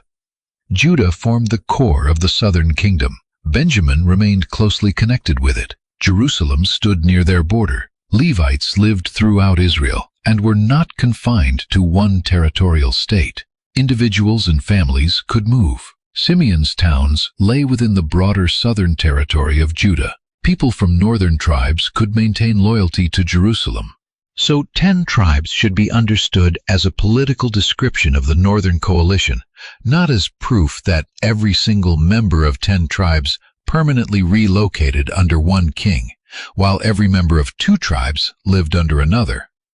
Biblical history was more complicated than that. Politically, however, the division was real. The northern kingdom retained the name Israel. Jeroboam became its first king. The southern kingdom became known as Judah, ruled by the house of David. The naming itself reveals how tribal identity shaped national identity. The northern state took the old national name.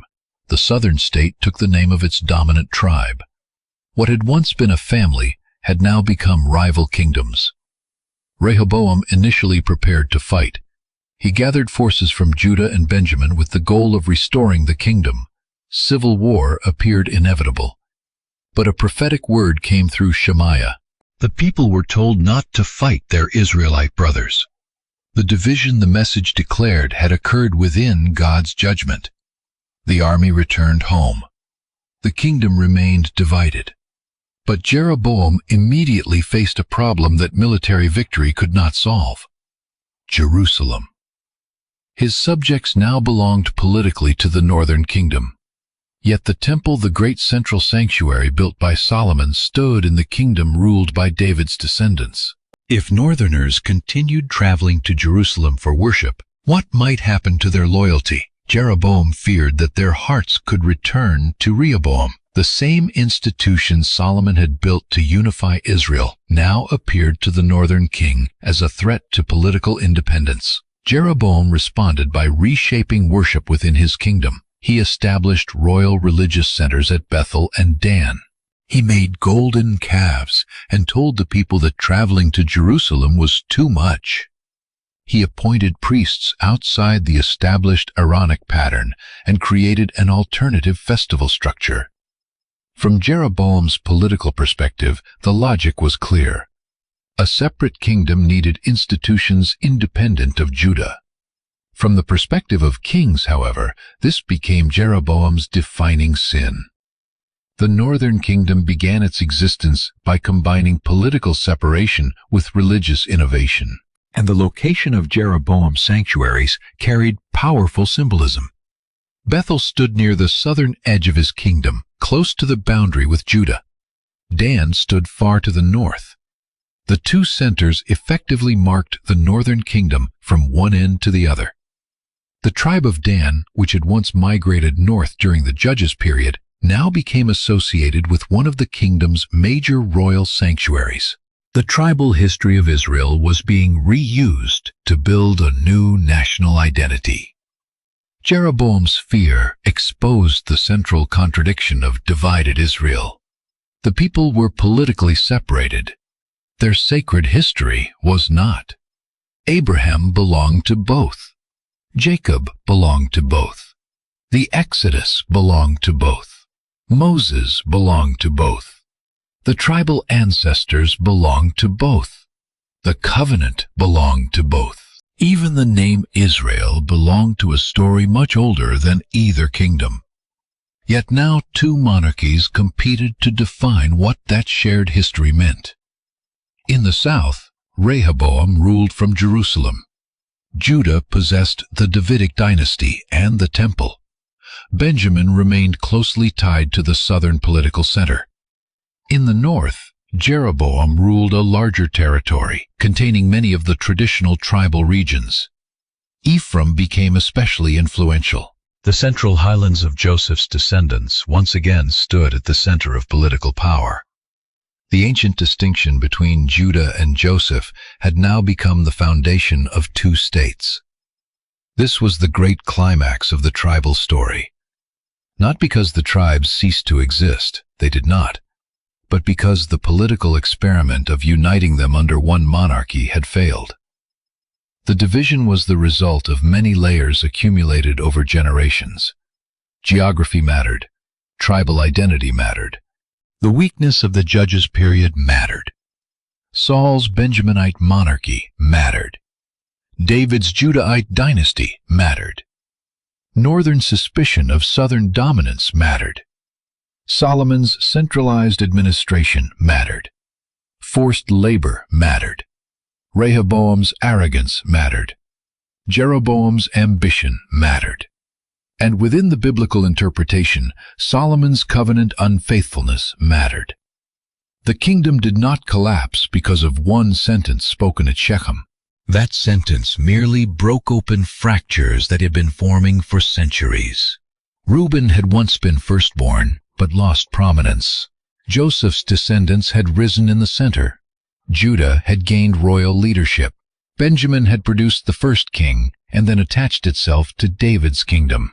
Levi had been scattered through sacred service. Dan had moved north. Simeon had lived within Judah's territory. The tribes had never been identical. Their differences had been held together through covenant common memory and, for a time, strong kingship. Now the political bond was gone. One family, two kingdoms, two royal systems, competing centers of worship, and a future filled with rivalry. Israel had reached the division implied in the title of this history, but the meaning of the 12 tribes did not end at Shechem. In some ways, the division made tribal identity more important than ever, because from this point forward, names such as Judah, Ephraim, Benjamin, and Levi would carry both ancestral and political meanings, and the fate of the tribes would become one of the great unresolved questions running through the rest of the biblical story. The kingdom had divided, but the tribes had not disappeared. When Rehoboam returned to Jerusalem and Jeroboam established his rule over the northern territories, the political map of Israel changed permanently. Yet the names inherited from Jacob's sons continued to shape identity, worship, memory, geography, prophecy, and expectation. From this point forward, the biblical story often speaks of two kingdoms. In the north stood Israel, in the south stood Judah. But those names could now mean several different things depending on context. Israel could still refer broadly to the descendants of Jacob. It could refer specifically to the northern kingdom. Judah could mean the tribe descended from Jacob's son Judah, or it could refer to the southern kingdom ruled by David's dynasty. Ephraim could mean the individual tribe descended from Joseph's son. But because Ephraim became so influential in the north, prophets could sometimes use Ephraim as a representative name for the northern kingdom itself. Understanding these layers is essential for following everything that comes after the division. The 12 tribes had begun as one family. Now family names had become political vocabulary, and the consequences of the split reached far beyond Rehoboam and Jeroboam. The northern kingdom was larger in territory and population. It included the heartlands traditionally associated with Ephraim and Manasseh, along with regions connected to Issachar, Zebulun, Naphtali, Asher, Dan, Reuben, Gad, and other tribal communities. Its first king, Jeroboam, ruled from a position strongly connected to Ephraim. But the north faced an immediate legitimacy problem. It possessed most of the tribal territories. It did not possess Jerusalem. The temple remained in the south, the Davidic dynasty remained in the south, and the priestly system established around the Jerusalem sanctuary remained deeply connected with institutions outside Jeroboam's direct control. His solution was political and religious separation. Bethel and Dan became royal worship centers. The northern kingdom therefore began to develop not only a separate monarchy, but also a separate religious structure. The books of Kings judged this severely. Again and again, later northern kings would be measured against what Scripture calls the sin of Jeroboam. Political division became embedded in worship. That did not mean every northerner abandoned the Lord or every southerner remained faithful. The biblical record is far more complex. Prophets would arise in the north, faithful individuals would remain there, and people could cross political borders for religious reasons. The tribal map was not an iron wall around every Israelite family. This is especially important when discussing Levi. The Levites had never possessed one normal territorial province. Their cities were distributed among the tribal lands. When the monarchy divided, Levites living within northern regions faced a complicated situation. Chronicles describes priests and Levites leaving areas controlled by Jeroboam and coming toward Judah and Jerusalem when the northern religious system marginalized their traditional service. Others from different tribes also came south at various moments because they sought the God worshipped at Jerusalem. This means the southern kingdom cannot be described as if it contained only biological descendants of Judah and Benjamin and absolutely no one else. Likewise, the northern kingdom was not a sealed container holding every descendant of exactly 10 tribes.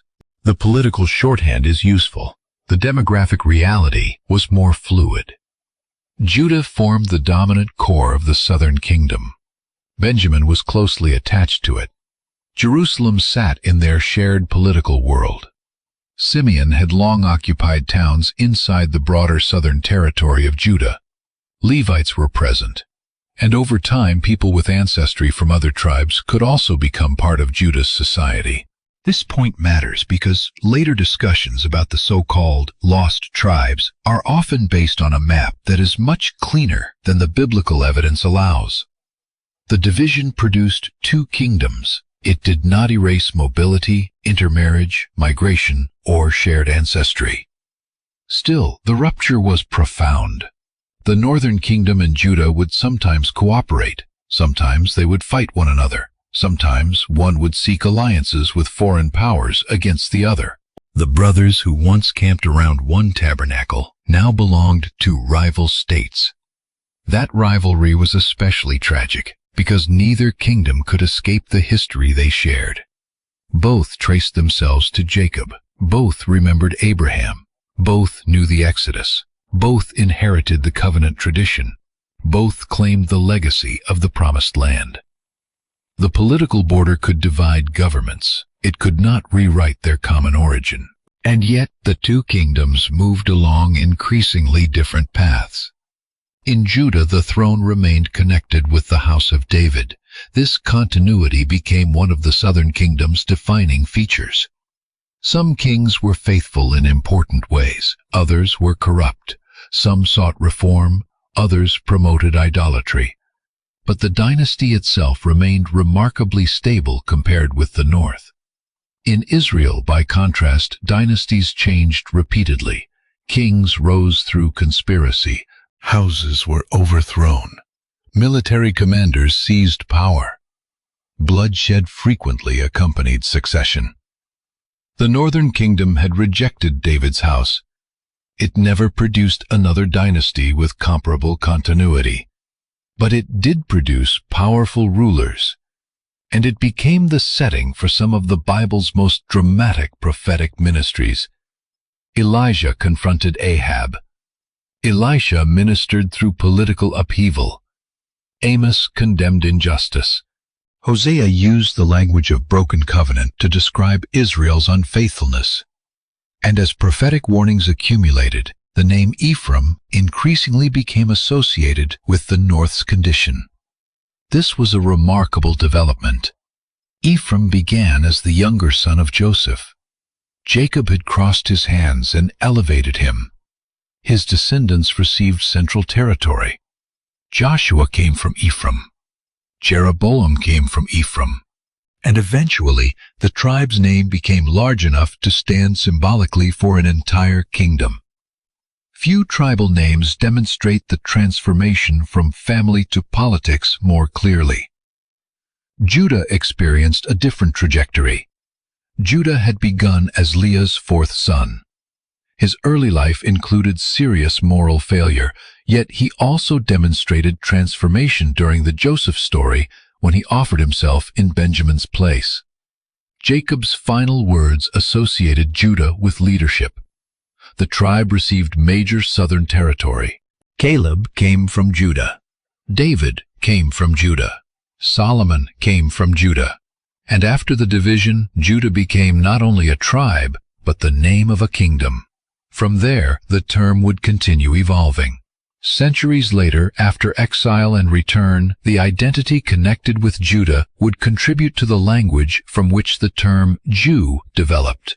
The name of one of Jacob's sons would eventually become one of the most recognizable identity terms in biblical and world history. Benjamin's path was equally striking. Benjamin had been Jacob's youngest son, born during Rachel's fatal labor. His tribe nearly disappeared during the civil war described at the end of Judges, yet Benjamin survived. Then it produced Saul, Israel's first king. When Saul's dynasty fell, Benjamin found itself between the old royal house and the new one. Geography eventually bound much of Benjamin's political future closely to Judah. After the kingdom divided, Benjamin became part of the southern state associated with David's descendants.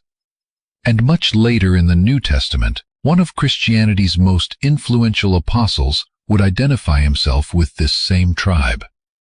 Paul could write that he was an Israelite, a descendant of Abraham and from the tribe of Benjamin. That simple statement reveals something important. Centuries after the monarchy divided and after enormous national upheaval, tribal identity had not disappeared completely. Levi also remained visible. Its history was unlike every territorial tribe. Levi had begun under the shadow of Jacob's criticism for violence. Then the tribe had been set apart for sanctuary service. Aaron's priestly line came from Levi. The Levites were scattered through cities rather than given one province. Their identity therefore survived less through territorial sovereignty and more through religious vocation, genealogy, and service. Even after the kingdom divided, the priestly and Levitical heritage remained central to Israel's worship. The other tribes followed more difficult paths. Reuben, Gad, and eastern Manasseh lived across the Jordan, often exposed to pressures from surrounding powers. Dan's name remained associated with both its original southern territory and the northern city established through migration. Naphtali, Asher, Issachar, and Zebulun occupied northern regions that would later experience repeated warfare and imperial pressure. Manasseh remained geographically broad. Simeon's separate political identity became increasingly difficult to distinguish because of its position within Judah. None of these developments meant that Jacob's sons had been forgotten, but history was changing what tribal identity looked like. A tribe could remain real without remaining politically dominant. A name could survive in genealogy after losing independent territory. A tribal population could become mixed into a larger kingdom. And then the great empires came. The northern kingdom eventually faced the expansion of Assyria. This lies beyond the main endpoint of our story, so it should not replace the division itself as the climax. But the later Assyrian conquest is necessary to understand why the history of the 12 tribes became surrounded by so much mystery. In the 8th century BC, after repeated political and spiritual crises, the northern kingdom fell to Assyria. Samaria was captured. Populations were deported. Foreign populations were resettled into conquered regions. The northern political kingdom ceased to exist. This event later contributed to the popular expression, the 10 lost tribes of Israel. But that phrase must be handled carefully.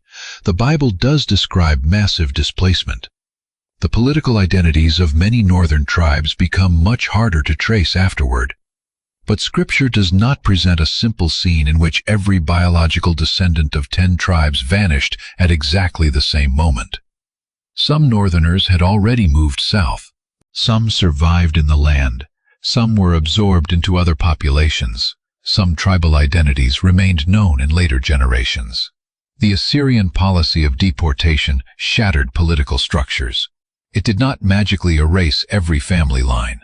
Judah survived Assyria for a time, but the southern kingdom eventually faced its own catastrophe. Babylon conquered Jerusalem. The temple was destroyed. Members of Judah's population were taken into exile. The Davidic monarchy lost its active throne in Jerusalem. At that moment, someone looking only at political power might have concluded that the entire experiment had failed. The northern kingdom was gone, the southern kingdom was conquered, the temple was destroyed, the throne was empty, the land was controlled by foreign empires. And yet Israel's identity survived. The exile itself became another stage in preserving memory. Genealogy mattered, scripture mattered, covenant memory mattered. Tribal ancestry still mattered, even when it could no longer be represented through independent territories. Eventually, some exiles returned. Jerusalem was rebuilt. The temple was rebuilt. But the old 12-tribe political system was never simply reconstructed as it had existed under Joshua. There was no return to 12 equal territorial governments surrounding a tabernacle. There was no restoration of David and Solomon's united monarchy in its former political form. The map had changed permanently.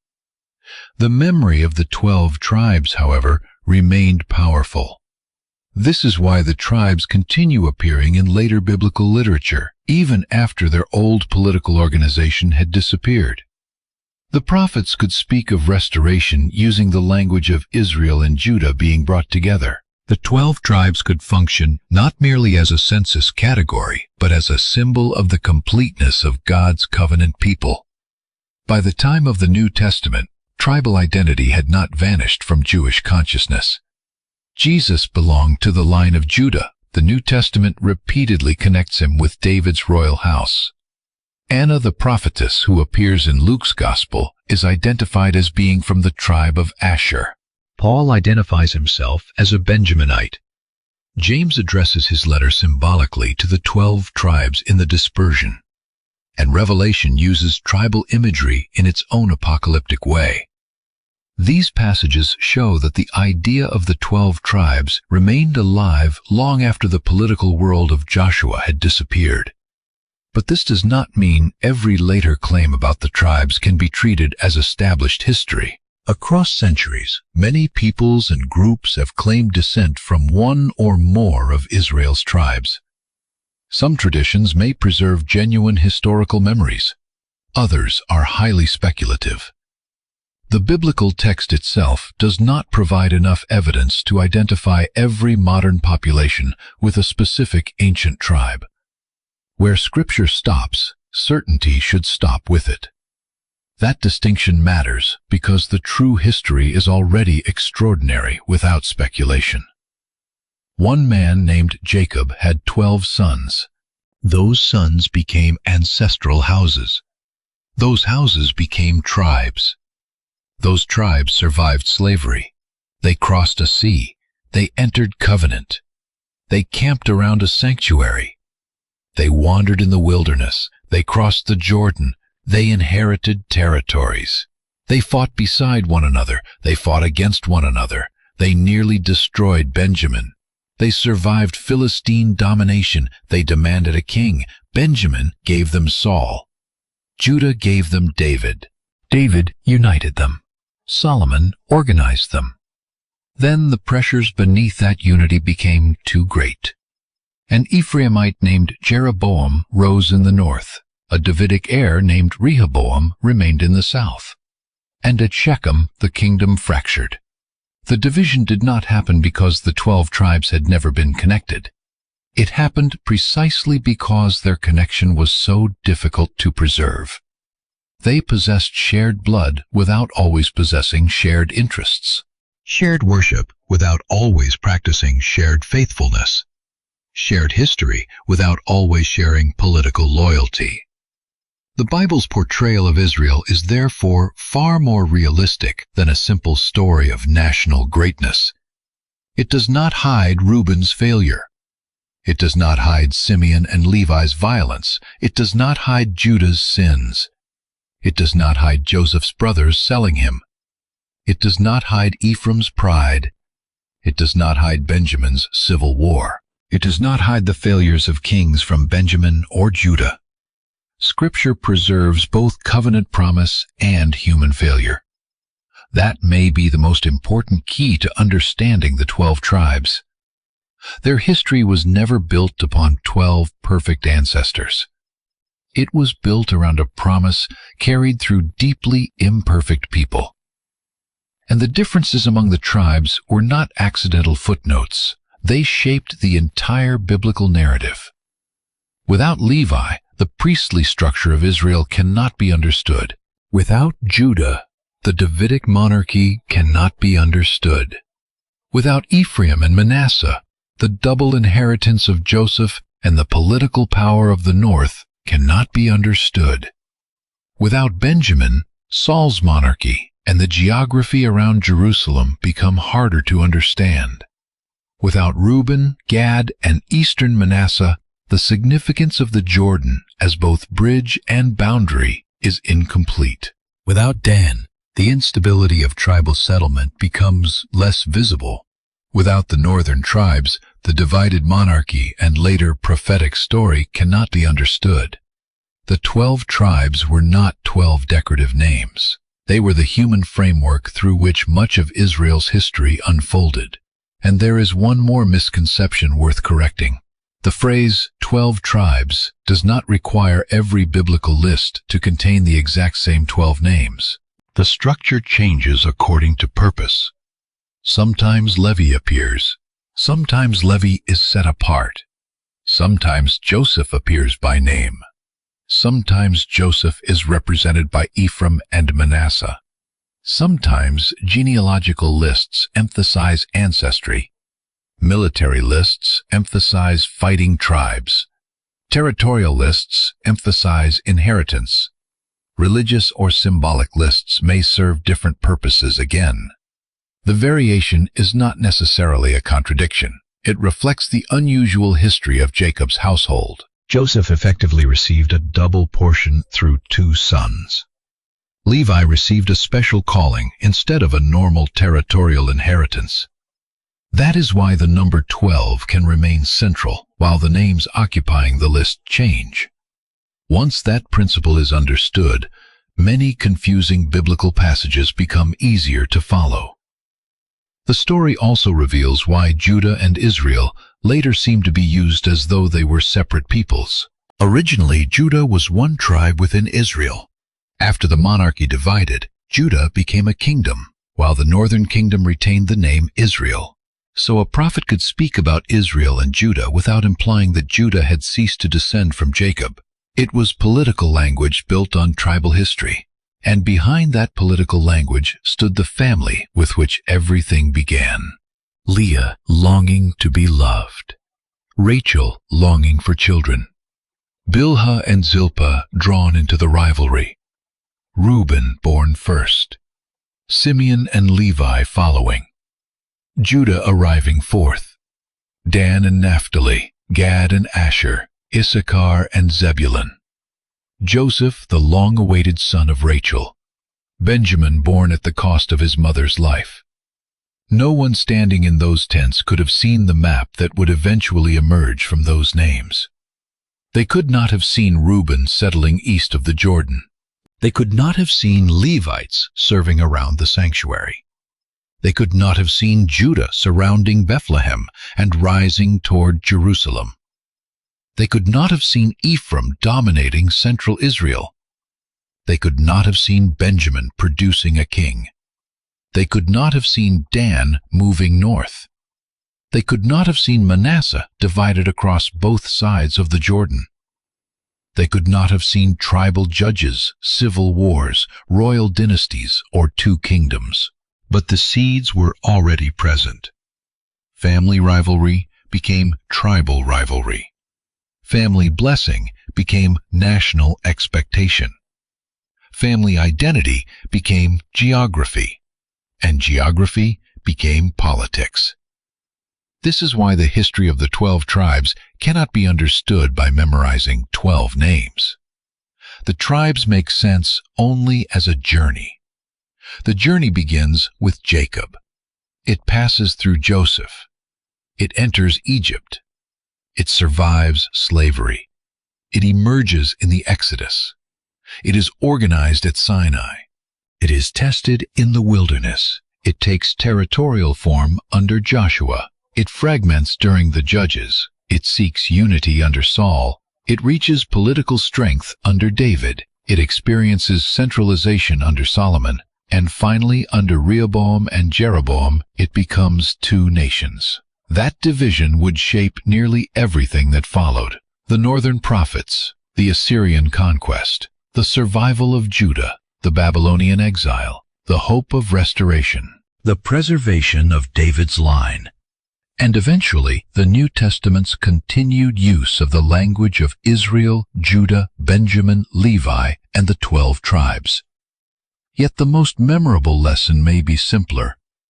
Israel began as a family long before it became a nation, and many of the strengths and fractures visible in the kingdom were already present in that family's earliest story. The 12 brothers shared one father. The tribes shared one ancestry. The kingdom shared one covenant history.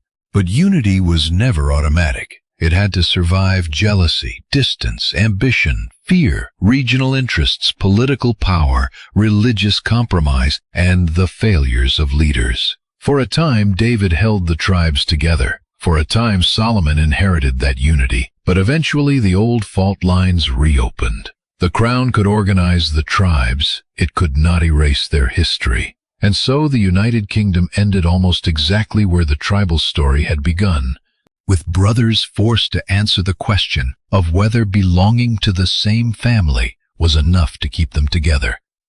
It was not. The kingdom divided. But the names endured: Reuben, Simeon, Levi, Judah, Dan, Naphtali, Gad, Asher, Issachar, Zebulun, Joseph, Benjamin, and through Joseph, Ephraim and Manasseh. Names born in the tents of Jacob became names of tribes, names of territories, names of armies, names of kingdoms, names spoken by prophets, names remembered centuries after their borders had vanished. The political unity of Israel did not survive. The memory of the 12 tribes did, and through that memory, the Bible continues to trace one of its longest historical journeys. From the sons of one wandering patriarch to a nation whose divisions would shape the biblical world for generations. If you followed this history to the end, tell us which tribe deserves its own complete documentary next. Subscribe if you want to continue exploring the Bible as one connected story, and continue with the history of the divided kingdoms to see what happened when Israel and Judah began walking separate paths. One family became 12 tribes. 12 tribes became one kingdom. The kingdom divided, but the story of Israel continued.